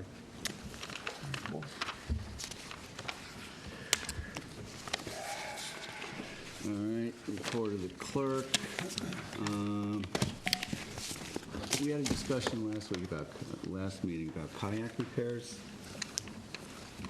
Did someone commit to doing that? Yes, I'm going to take care of Lazy Point, not Lazy Point, Mouse Point. You guys are going to do the Thought other it was side. Gerard. No, I'm Lazy. No, Gerard's I'm going to be Mouse Point. brand new. We're giving the Nature Preserve Committee a week to run it through the town board. And if we don't get a response, we're just going to move ahead with it. So, what's the name of that road where the other ones are? No, there's one, some on Acabana. I mean, on 3 Mile. Hands Creek. Hans Creek. Right. You don't want those? No, I'm not going to do those. I'm Okay. just going to do West Point. Anybody want to handle Hans Creek? Yes, I was going to pay a contractor to do them. You're going to pay a contractor? No. Me and the mouse in my pocket. No, the trustees, we had talked about, I mean, we're not physically Okay, doing but you were talking to somebody, Yeah, I have a somebody certain person who was going to do it. very reasonable. I would come back with the dollar amount. Yeah, I mean, I can get a couple of reasonable bids, especially the new location. This isn't a real big repair, but Well- it needs to be done because they've already done the lottery, and people are going to want to get their kayaks in place Soon. ASAP. So, I feel like I'm get the squeeze going. you are. All right. All right, you know what? No, I will personally take care of the other ones in question. Jim, I'll be calling you. Hands free. No, I'm kidding. I might, you never know. I'm not that handy. All right. You can check with me. But the Gerard Drive one, we're going to have to, I'm sorry, yes. Okay, that one, if we can get the cooperation of the town board, we could very well have that done by, Tony? no, by Andy Gates. Okay. So we'll- And if not, then we take it on our own. All right, I'll take care of the other ones. I'm kidding. I can do that. All right. Okay, we received payment from Environmental Facilities Corporation for the pump-out boats. That's the annual grant that we get. Thank you, Arlene, for taking care of all that paperwork. That was a $10,000 reimbursement. Great. Thanks, Arlene. We sent the memo to town board in regards to Deepwater Wind, asking them to do an environmental review. You're back yet? You're back No, yet? no. And the culvert, our permit for the culvert has run out. Well, the original permit did run out, but we got an extension because we weren't able to do the last clean out because of the storms. So we have until April 1st to get that done. Patrick Bistrian has done it in the past. He's set to do it again. I expect to have an estimate from him tomorrow on the cost. It should be about the same as last time, which was 20-ish? About $20,000 approximately. Did we get the water quality results? Well, he's going to give us that report on the 23rd. He's coming in on the 23rd, so it's a little after. Well, the report, we have the paper report, Was there an improvement when the culvert was opened? this last time? I don't know what the old numbers were. Yeah, Yeah, we really need Dr. Gober, I think, to walk us through that. Okay. but so we'll get it open and have another comparison. You know, I think the water quality of Aquaculture Harbor is worth our investment into it. And even if we're reaching a little bit for this year, and then we'll have 2 years of Dr. Gober's work and a presented report on the 23rd of April, I think it's worth it. I think the harbor's worth our efforts to make sure it has as much water exchange with Gardner's Bay with cooler, cleaner water as possible. Yeah. So I'm in favor of it. Yeah, I am too. So I'm asking if anybody is opposed to us getting this estimate and just moving immediately I'd like to with make, this, because it has to be I'd completed by like to make, Saturday. I'd like to make a motion that we do that. Okay. I would second it. Okay, we've All in got, favor? Aye. Great, thank you. And when I get that tomorrow, I will send it out to everybody just so that they can see what it's going to cost. But Can I just ask something on that? Yeah.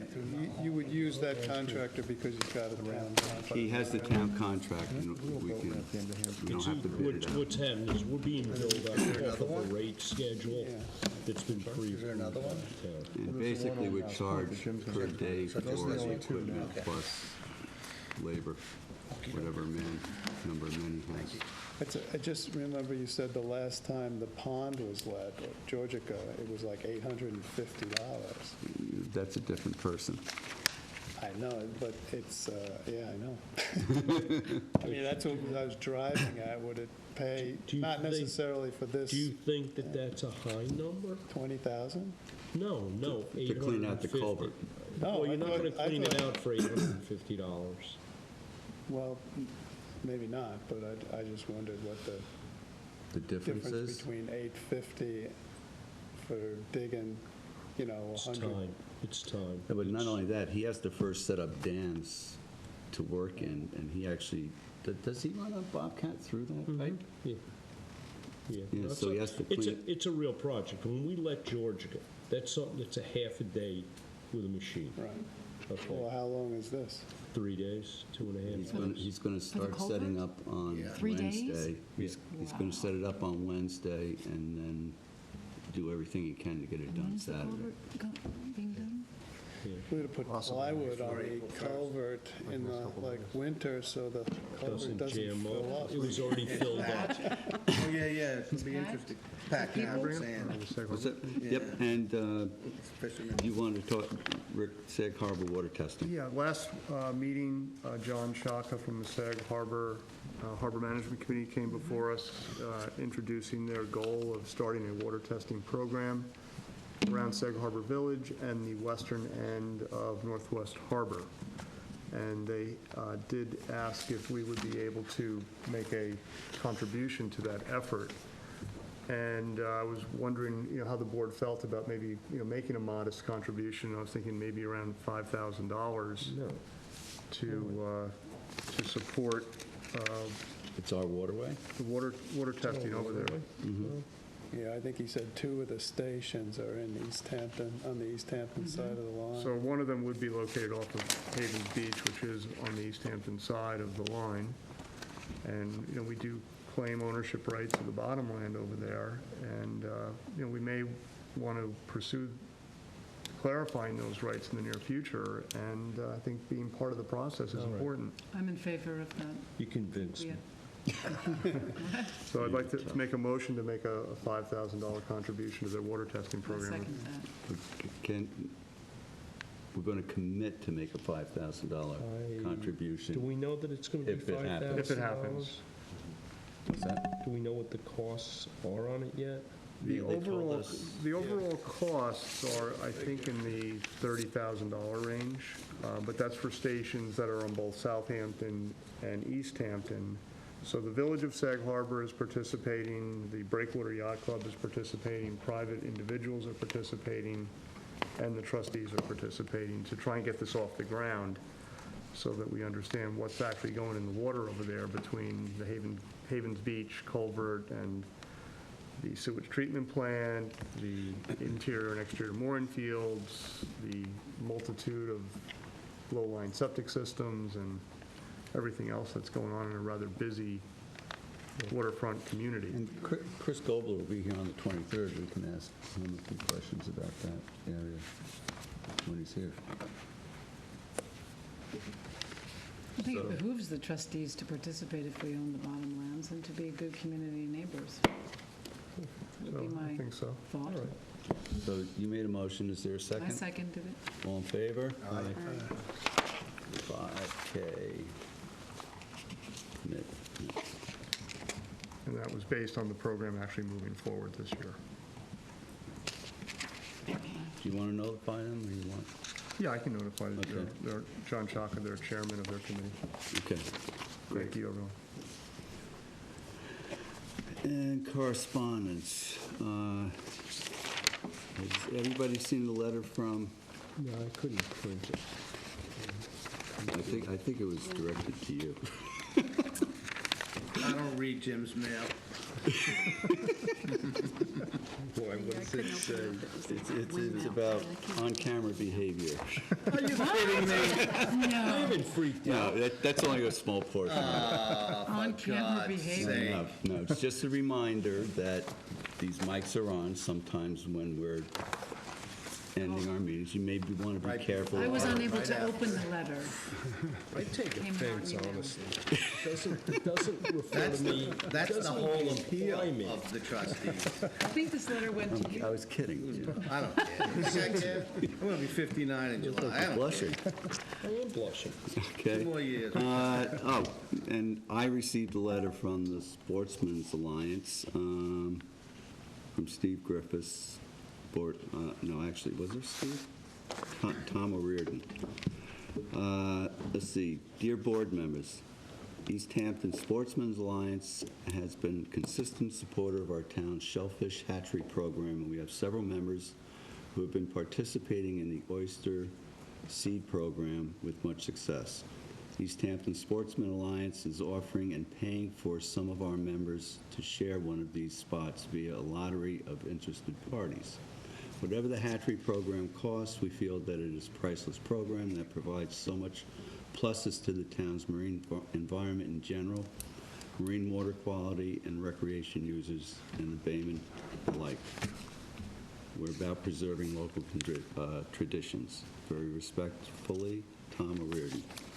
So, Make a motion to... accept the letter? No, that's No. Terry O'Riordan. That's Terry. Not Tom. Oh, I'm sorry. That's all right. Terry. No, I know Terry. I don't know Tom. Okay. All right. Anybody have anything else? Yes, I do.